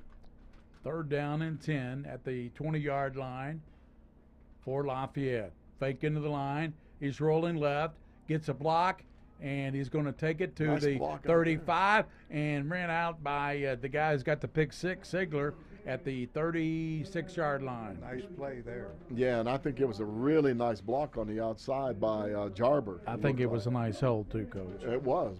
A nice hold. Yeah, nice hold, and it worked because they didn't get called for it. Well, I got to root for the underdog a little bit. Yeah, I know what you mean. Lafayette and Tates Creek in the Roy Walton Bowl. You have any fond memories of Roy? Oh, I've got memories, and they're not fond. Kick my butt all the time. Yeah, I had some good wins against him, but he would just grin. Just grin, smile, and say. Roy was a great competitor. Loved his kids. Yeah, King sets, throws it downfield, throws it out of bounds. He's thrown more balls out of bounds than he has to his receivers. He has. So should we tell the story, Tom and Gary, about Roy Walton when he coached at Lafayette when he got fired?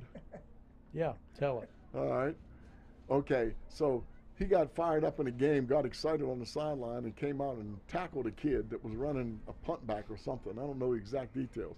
And got in big-time trouble for that. Well, later on in years, he made a statement. They asked him about it on the press, and he said, well, the wires from the headphones tripped me up. And then everybody looked back, and there weren't any wires for headphones back then. They didn't have any wires on the sideline. Woody Hayes tackle, huh? Yeah. From the sideline. But you have those legends. You get those legends. They don't hurt your reputation. Matt King and end on the right side, pushed off. It's odd that you brought that up because that guy that he tackled was from Danville, and he ended up being my brother-in-law. No way. His name was Brent Arnold. Brent's passed away now. Yeah. God bless him. Brent Arnold. Brent was a running back for Danville that was running down that sideline when Roy stepped out. Yeah. We talk about Lafayette, all the history here. Tom Hammond, a good friend of mine that we've done some broadcast. He was a great sportscaster. He retired. He played for Lafayette. He sure did. Yes, he did. Back in the 60s. So it's 2nd down and 15 for Matt King and company. King, long count. Here comes the snap. Gets inside, and there's going to be a flag down, a penalty. Another one. False start. They are just killing Lafayette tonight. Yeah, I think they need to go back to basics here in practice and get some of this stuff settled down. And, again, it's all about discipline.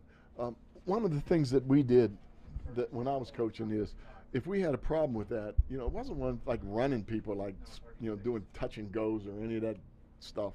What we would do is we'd go put the ball on the 10-yard line with 90 yards to go and just drive the ball. We were calling plays from the sideline. If they had a motion, we'd start over again. That's all. Start over back at the 10. They'd get all the way down 80 yards down the field and have to start over. That cleared that up quick. Here's 2nd and 20. King, a rollout looking, throws, and it's going to be caught to 45, 48-yard line. There's a nice catch made by Nasir Andrews, and that's a 27-yard pickup. Right. See, okay, that is a well-coached quarterback move there. Notice when he rolls out like that, he squares his shoulders up. And came upfield. Right, and came upfield to throw the ball. He followed his throw as he threw it down the field. So with 8:07 to go in the third, Lafayette gets a first down up to the 48-yard line. That was a nice passing catch. It was, and it was a nice catch. They've dropped a few of those. And that was Andrews who got it. Wide out to the top. Press man. He walked off. There's back in zone again. King takes a snap, gets inside handoff, and it goes nowhere. As there to blow it up was Wynn, the defensive end. They've tried that play twice, and it's just not developed. They probably have some RPOs that they can run there where they read that and let the quarterback, throw the ball or keep the ball himself. I mean, you saw that on another play, but there's a penalty when they were going to run that play. Yeah, exactly. So they know Tates Creek was going to smell it out, or expect it at least. It surprises me that so many of these high school teams now are using RPOs in their offense, and they're being coached correctly, and you're developing some really good quarterback reads because of it. Michael Wynn is a nice-looking defensive end, and there's going to be a fumble, and it's taken, and it's going to be Tates Creek at the 40-yard line, and there to jump on it, Coach, was 32. 32 for Tates Creek, got the fumble, and that is Oakerly. So quarterback has to look that ball in his belly. Yeah. And that was an error on the quarterback there. Hit him on a shoulder pad. So it'll be Creek ball at the 40-yard line. They lead at 35-0. Tom, that's one of those things you can work on, though. I mean, that's something you can practice and work on. You got a quarterback that's doing his best. He's a young guy. I mean, he's trying, but you have to look the ball in, and that helps with your misdirection too, if you run your bootlegs and so on. Tates Creek's like a shark now. They smell the blood. Trip out to the right. Here's Witherington. Airs it out down the left side. 2 receivers down there. And he had it, and he dropped it. It was right in the hands of the first receiver, Smith. There was a receiver behind him if the pass was long, and he dropped the ball. Yeah, watch number 3 for Tates Creek. Great throw. Oh, man. He goes, man, I could have had that. Dalton says, I could have my 7th touchdown. But let's go back and talk about that. Why are there 2 receivers in the same zone? I don't understand. I mean, did somebody run a wrong pattern? Well, when you're trying for a bomb like that, you run what's called levels, and you have one going, maybe run a dig route with a lower run and then run the post, but they were both side by side. There was a penalty. Roughing the passer. It takes it all the way down to the 25-yard line.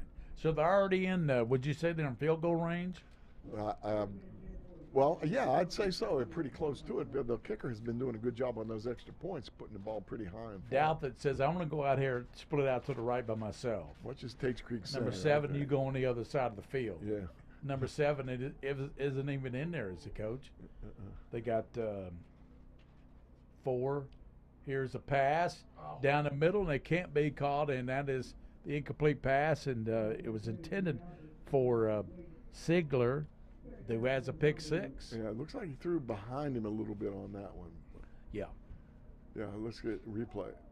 Yeah, He did throw it behind backside. him. Yeah, a little Yeah. slant route. He was wide open. Yeah, he sure was. He would have probably gone for 6. Yeah, you got to put those balls, those slants, you got to just put it right in there. Hit him right in the chest with it. You don't want to overthrow one of those slants either, because it'll tip off the hands and be intercepted a lot of times. Now they're playing man zero coverage here. Sigler out to the top, Douthat to the bottom. Calende Mapatano in the backfield. He's got it, and he runs. And then he's tackled at the 30-yard line. Yeah. And there to pull him down, that was Brady? Felix Brady, number 10. Play by number 10. A junior. He held on, said, nope, I'm not going to let you go. Came back for the second action, didn't he? He did. After he broke the first tackle. 6 minutes to go in the third quarter. And Lafayette needs to stop here for sure. Nobody wants the running clock. Nobody wants that.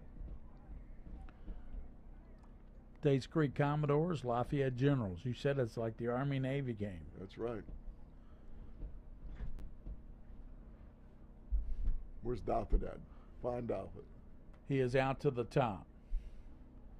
Way out there. Wide out. And motion near Simon Middleton. Back in the pocket, Witherington. And he airs it wide open, and it's going to be, if it could have stayed in bounds, he'd had a touchdown. Great catch. And he makes a great catch down to the 2-yard line. Sigler is looking good tonight. Did he bobble this ball to the ground? Let's check this out.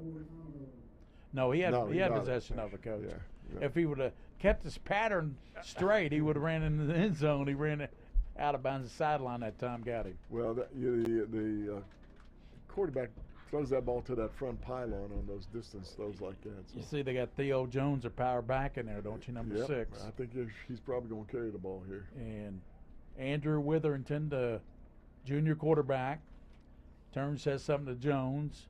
Douthat to the left. You got to watch him on the slant.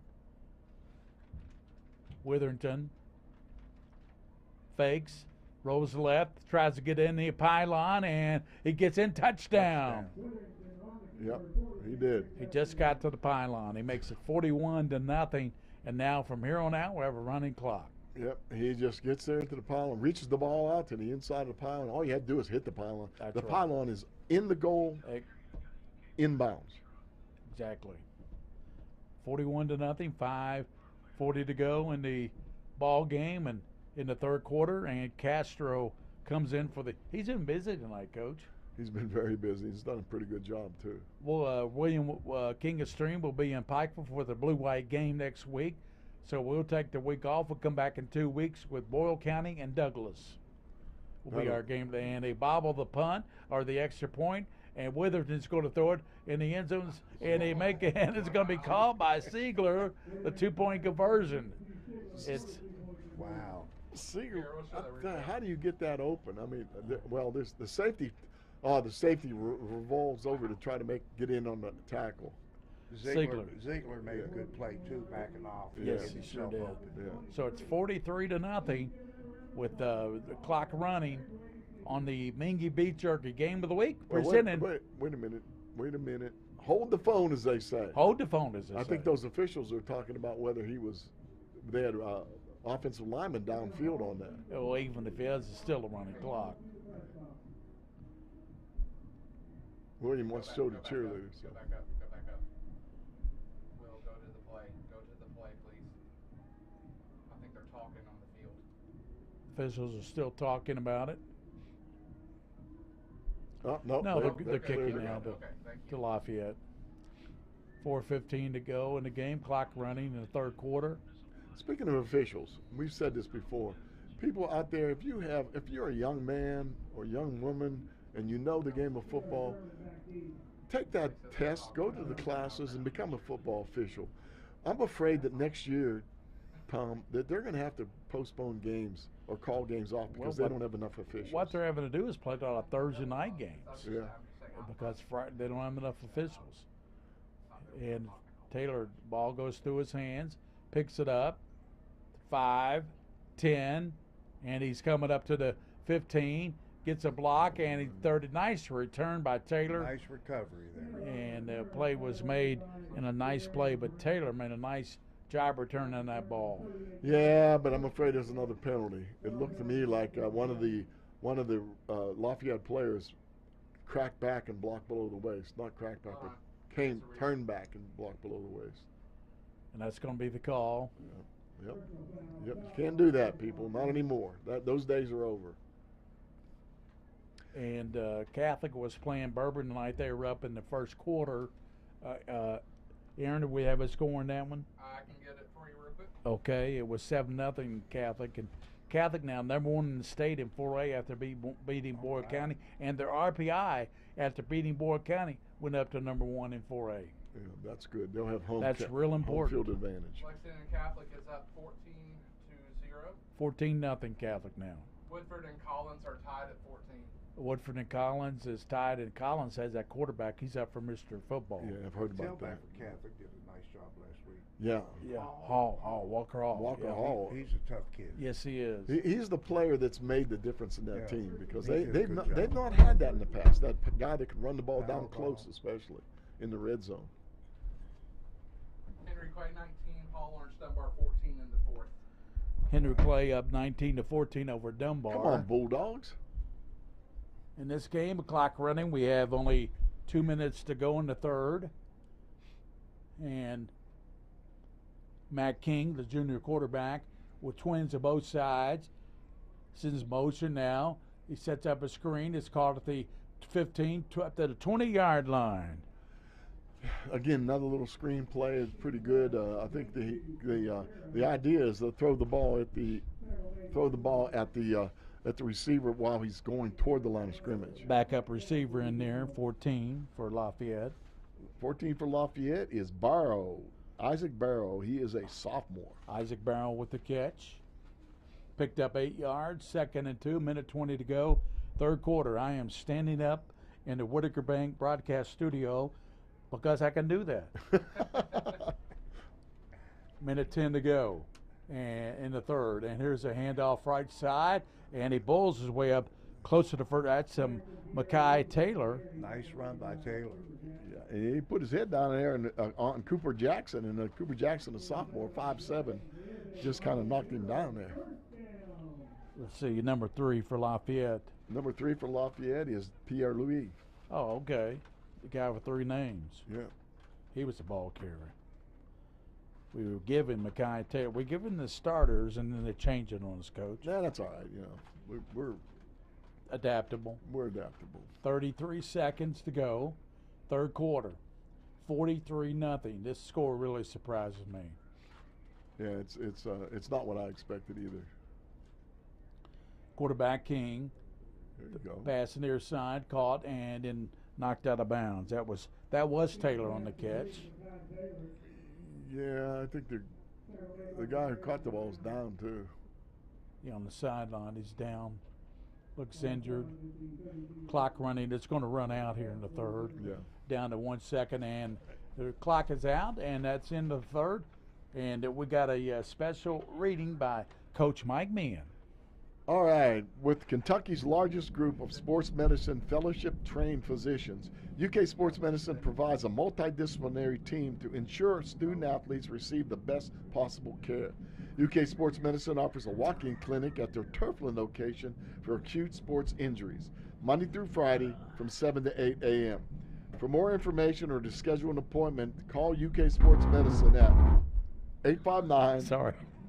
859-218-3131. That's 859-218-3131. UK Sports Medicine. Trust in advanced medicine.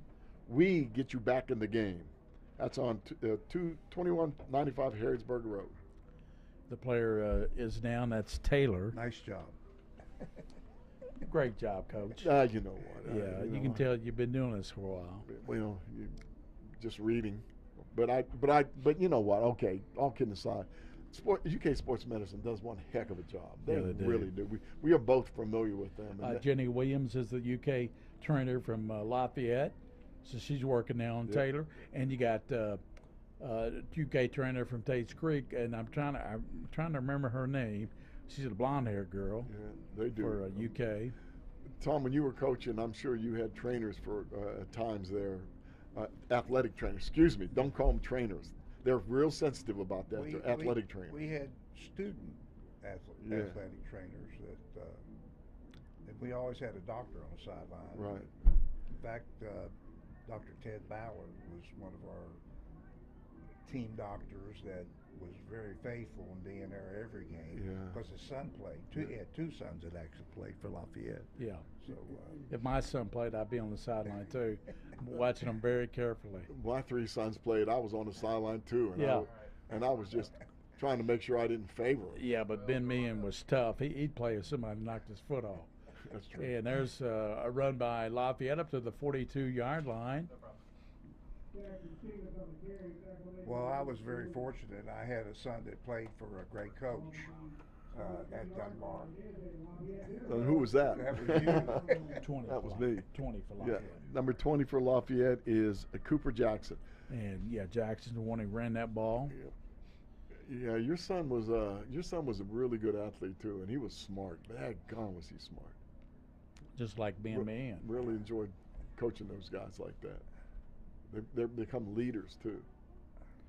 1st and 10 for the 43-yard line.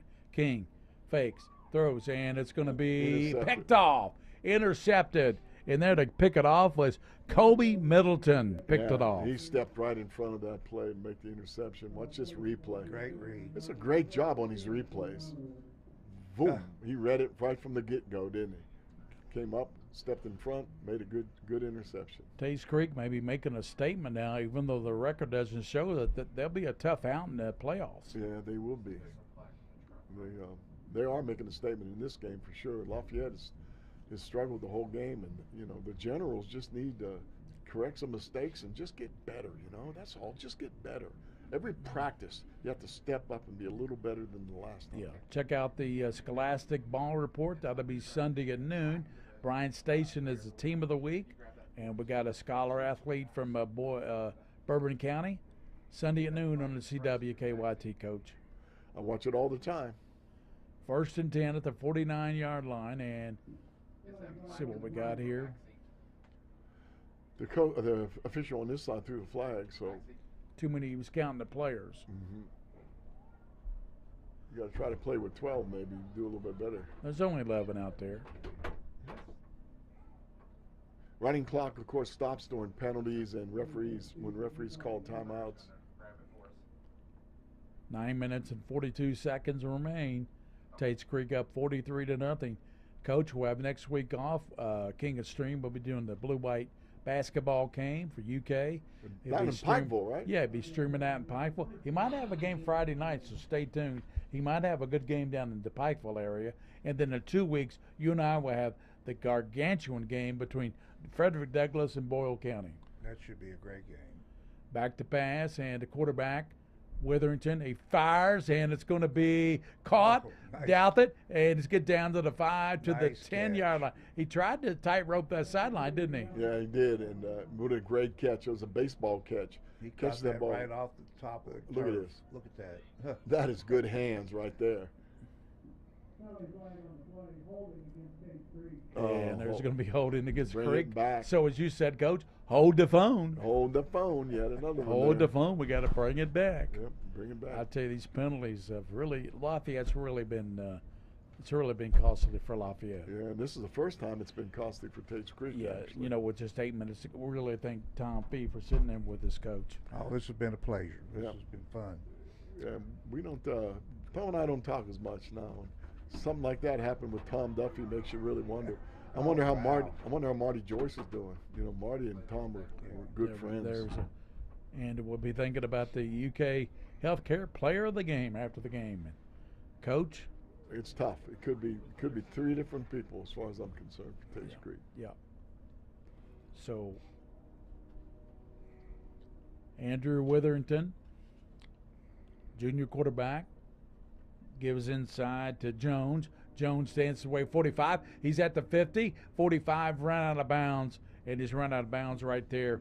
And their running out is Hanley. Hanley ran him out. I think maybe, I guess if you're thinking, you just get down here and don't go out of bounds. But since it's a running clock, it doesn't matter anyway. That clock's going to run.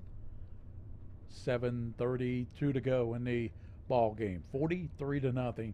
It doesn't surprise me that Tates Creek's ahead, but it surprises me the amount they lead by 43 points. Yeah, and I think the domination of the offensive line for Tates Creek has been a key factor. And because Lafayette scored 27 points last week against Henry Clay. Right. And there's a flag down before they get to play off. Yeah, I think it was movement again. But notice they're running these power plays and sweeps. They're pulling the backside guard and tackle. In the first half, they were just folding that center around to block these linebackers, and now they're pulling those guys. I was watching your buddies on Big Things, what's it called? Big Things Kentucky? Yeah, Big Things Kentucky. And YouTube channel. Buford, I think, is that? Coach Bew, yeah. He picked Tates Creek, and then the other guy picked Lafayette. Coach Truck picked Lafayette. Yeah. Coach Truck's in trouble, buddy. He's already behind in the. I would pick number 77 as Big Things. Yeah, but he is a big thing. Yeah.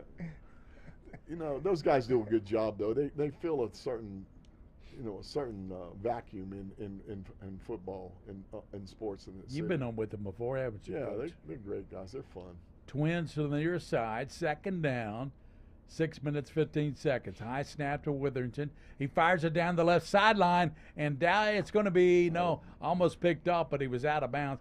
Douthit's the intended receiver. Yeah, and that's number 80 there. You got some height. Surratt, yeah. Surratt. Look at that. He's a good basketball player. He did a nice job covering. Yeah, he does.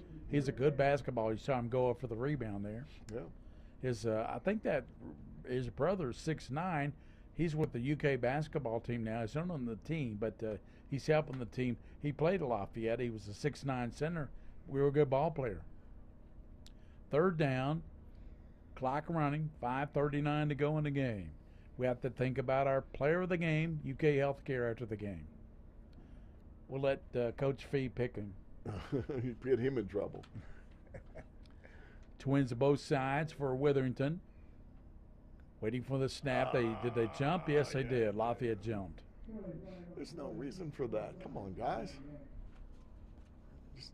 Trying to make a big play. I know that, but you got to watch the ball. Big number 87. That word you said a few minutes ago, Coach, was discipline. Yeah. It is. It comes down to discipline, and you can correct that. You can correct it. Third down at about 4 to 43. For Witherington, he has in the backfield with him is Jones. That's a new line to the left, and looking, and he throws it, and it's going to be Douthit. Oh, and he caught it, turned around, and dropped it. Yeah. It's incomplete. Oh, man, that was so close. That would have been a really good catch, too. Lock that thing up. He made a good one earlier off off the shoestrings. Wellington's thrown off his back foot. Off there. his back foot, he had nothing on, no velocity on the ball. You couldn't get anything on the ball when you do that. So 4th down and 4 at the 43 for Tates Creek Commodores. And why not punt? You know, they lost to Dunbar 14-11 at Tates Creek. They lost to Mason County, a game they 24-22. They probably should have won. So there's 2 more victories. With this victory tonight, they would be pretty much a 500 ball club. Yeah, Coach Hawks just doing a great job of changing the culture over there and trying to improve things.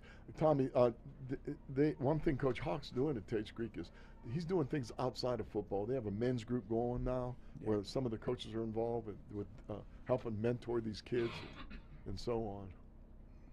Inside running hard as Joe. He did not get the first down.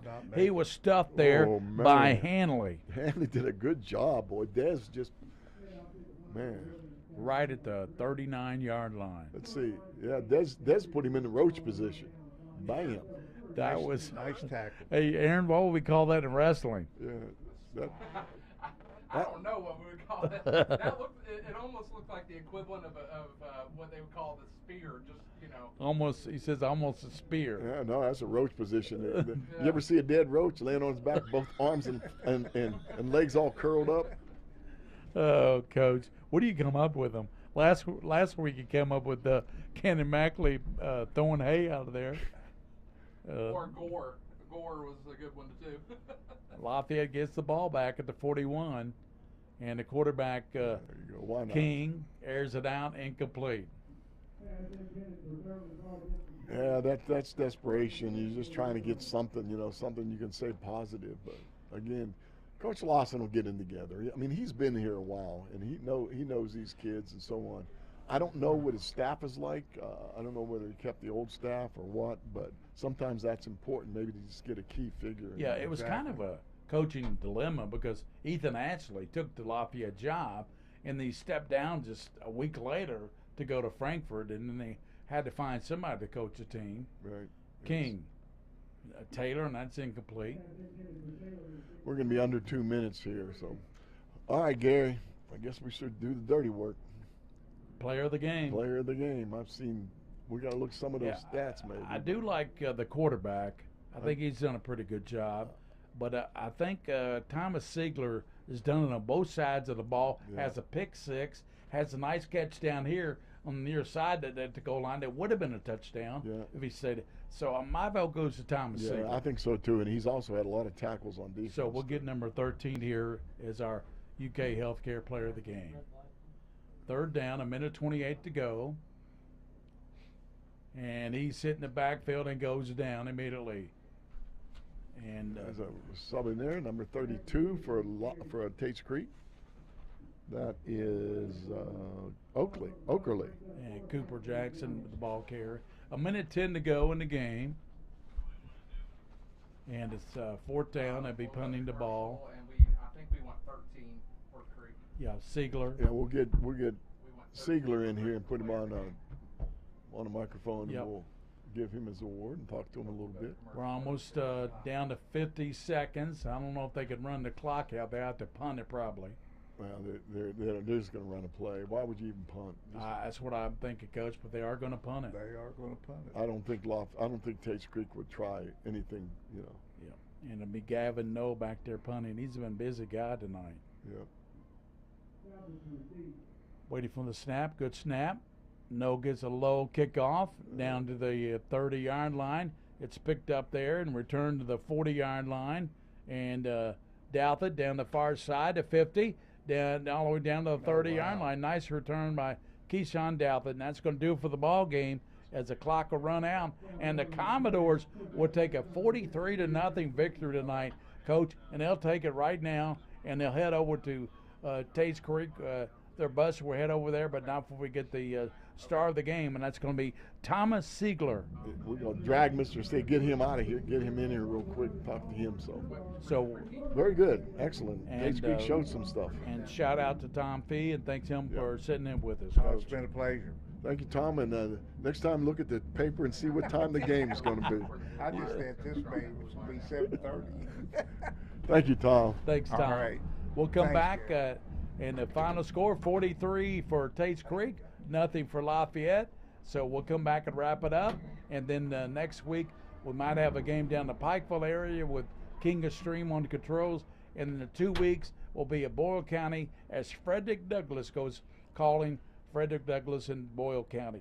We'll come back here with the post-game show, our UK Healthcare Player of the Game, after this timeout on the Mingua Beef Jerky. Game of the Week presented by UK Sports Medicine.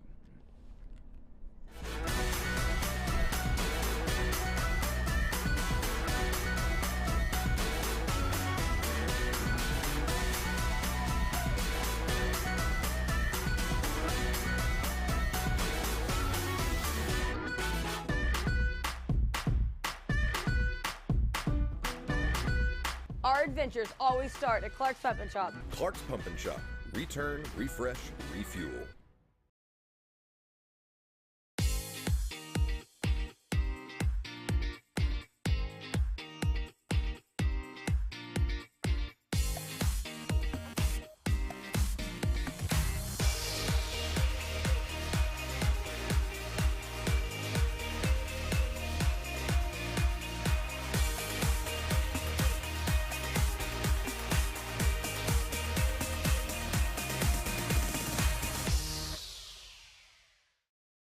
Kids deserve the space to grow, to play, to explore. And if they get sick or hurt, they deserve a hospital devoted to them.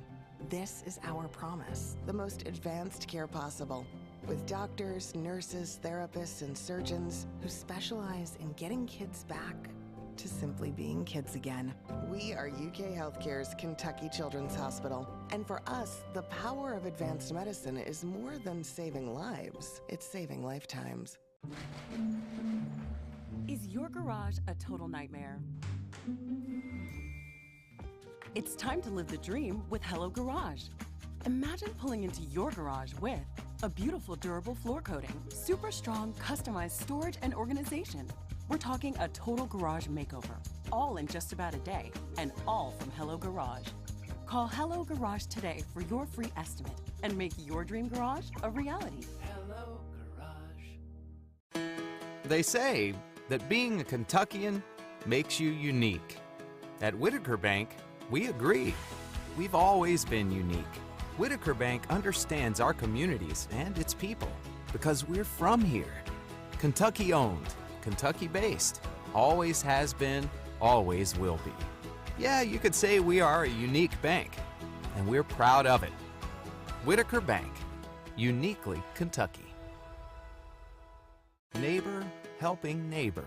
At Whitaker Bank, we believe in giving back to our communities.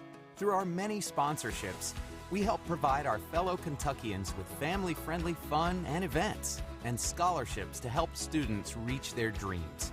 We know you need banking to be fast and easy. We help with personalized services like mobile deposit. Get the app today and app, snap, deposit. Whitaker Bank, uniquely Kentucky.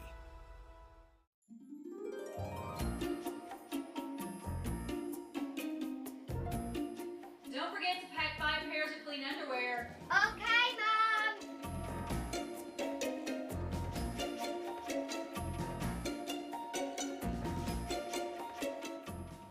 What's wrong with these? I think we're gonna need a bigger suitcase. This is a Mingua moment.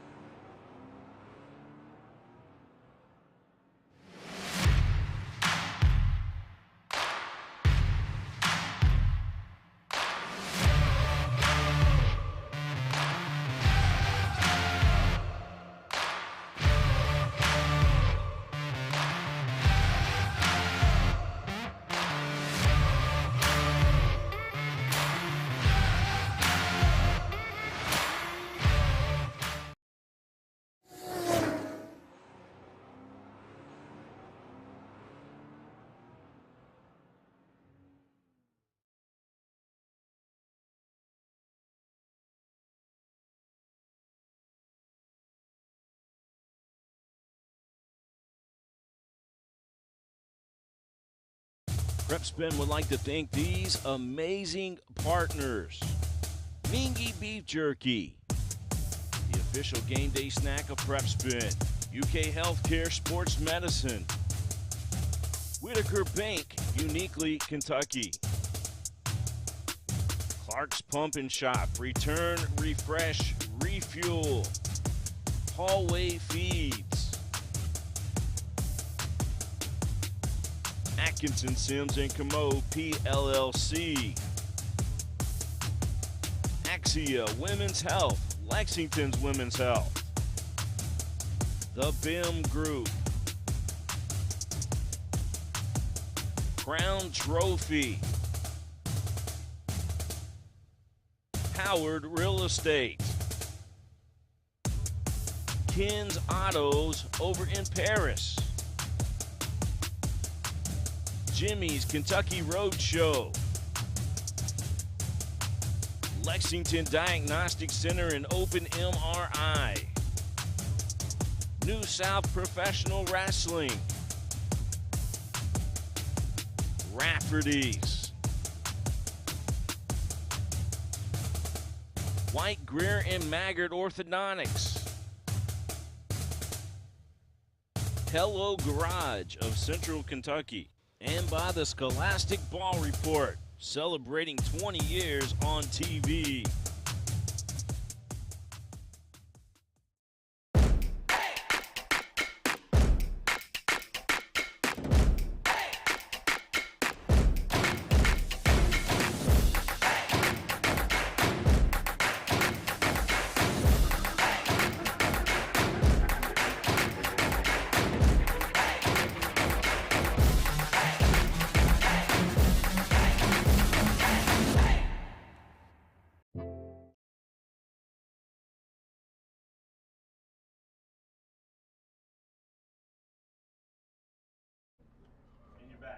Welcome back here to Lafayette High School tonight. Tates Creek came in here, beat Lafayette 43-0. And our UK Sports Medicine Healthcare star of the game, Thomas Ziegler, and he did it on both sides of the ball, Coach. He did. We were really impressed defensively with him in the first half. And then also on offense, some of the things he did. But the big interception was one of the things I think that set it off. Did you read the quarterback or what? Yeah, it just comes with watching a lot of film. I saw the lineman pulling out. I knew it was going to be a screen, so I just sat on it. Well, we talked about that too. You're deep. Usually, you run screens when you're backed up like that because you're hoping everybody will rush the quarterback. But you sniff that bad boy out right away. We can just watch you on the video. You can see yourself again if you watch the rebroadcast of this, of you just kind of shifting out a step or two and then getting in on the interception. Then it was just a matter of catching the ball. Yeah, I was right in the end zone. I was standing in the end zone. Yeah, that ball. And you know the one pass, the long pass down the left side. Yeah. If you'd have stayed in bounds, you'd have had a touchdown on that one. Tell us about that play. What happened? Well, they tried to single me up. They thought I had to get a matchup. My quarterback threw a great ball, just a little out to the side, and it was just a matter of focus, get my feet down, trust my footwork. Yeah, Wellington did a good job of throwing the football tonight. Yes, he did. What was his numbers, Coach? Let's see. Wellington's numbers passing was he was 7 for 16 for 102 yards and a touchdown, so he went over 100 yards. Good. Okay, tell me a little bit. Do you prefer offense or defense? I prefer offense. I worked with my coach all summer on offense. Haven't played receiver that long. I was mainly a defensive guy last year, but I just need to play where my team needs me. So you played defense last year on the team? Yeah, I just played mostly outside linebacker last year. Well, Coach Luzzo was a receiver. Well, Jonathan Hawks was a receiver coach before we became head coach. So talk about Jonathan Hawks. Oh, he's been great for the team, just bringing a new mentality to the team. He's a great receivers coach, and he's brought this receiving core and this team as a whole just to a whole different level. He probably gets people excited, too, because he gets me excited just watching him on the sideline. Gets me fired up. Plus, I bet he can still outrun most of the people on the team, too. He's every single one. Twice. Didn't even hesitate on that. No. It was a good game, and you played a really good game, Tates Creek. Now, you got something going for you now, I think. Yeah. You had a couple of close games you got beat. Yeah, they wish they could have that Mason County game back, the Dunbar game back. That's 2 more victories. You guys will be sitting at 4-4 and having a 500 record. Yeah, we just struggled to put it together fully. In the Dunbar game, we were inside the 5 like 3 times, had a fumble, had turnover on downs a couple times, so it's just about putting it together. Yeah, you have some weapons. Douthit, unbelievable weapon. Yeah. They try to isolate him on a defender out there, and if they double him, they got other people open too. So really good job, I think, of controlling an offense like that. Let's talk about who's up next for Tates Creek. Oh, we got Henry Clay. Henry Clay at Henry Clay or Yes, Tates at Creek? Henry Clay. At Henry Clay. Henry Clay was ahead of Dunbar the last time. Yes, they were, and they won last week, so they got 3 wins. So what do you think you have to do to take care of Henry Clay? Just bring this game, use this momentum from this game. Henry Clay, if I remember correctly, they gave up 27 points. Yeah, 27. Just try to watch film, exploit the weaknesses, and listen to what our coaches give us. You love this game, don't you? Yes, sir. I can see it in your eyes. And he's our UK Sports Medicine star of the game. And there's a plaque coach. Appreciate that. Let's get Rob's video. Thomas, you look at the video there. Good evening. My name is Rob Allery. I'm the Director of Outreach and Athletic Training Services at UK Sports Medicine. I'm excited to present this week's UK Sports Medicine Player of the Game. And that is Thomas. We're saying Siegler, right? Yeah, that's right. Okay, Yeah. we didn't want to say it wrong. all that you did. So he's a star of the game, coach. All right, and we're going to hope we can get Aaron maybe to Bill William. Is that William? That's King. Yeah. That's King. King, can you take a picture? Oh yeah. Put your helmet right there so we can see it. We want to see the TC. Just put it sideways. Yeah, like that, so he can get it on the picture. There you go. You can stand up so you can show us. That plaque. Yeah. There you go. That's perfect. 1, 2, 3. Here, I'm gonna do one more here. Got a lot of blue in the background for some reason. Good job, Got it? Thomas. Appreciate that. And we'll see you down the road. And good luck next week against Henry Clay. Appreciate that, coach. Congratulations. Tell Nice job. Tell Hawks I said Gary Ball said hey. Okay, I will. All right, thanks. All right. I think it locked. Okay, thank you, sir. Appreciate it. Okay. You want to do stats? No. I brought those to you, right? Yeah, we got them. We can do team stats maybe. Real quick team stats. First downs, we have 13 first downs for Tates Creek, 7 for Lafayette. Rushing yards, 142 yards rushing for Tates Creek, only 25 for Lafayette. 95 yards passing for Lafayette, 102 for Tates Creek. And so they pretty much dominated this whole game there. It was 43-0. That pretty much says it all, Coach. They did dominate. We want to thank all of our teammates tonight. Aaron Rose on controls. William Warfield, the king of stream, was our camera videographer tonight. And Hunter Mayfield for running our errands. And for Mike Meehan, this is Gary Ball. Join us in 2 weeks as we have Douglas and Boyle County over to Boyle County. 43-0, Tates Creek beats Lafayette. So long, everybody.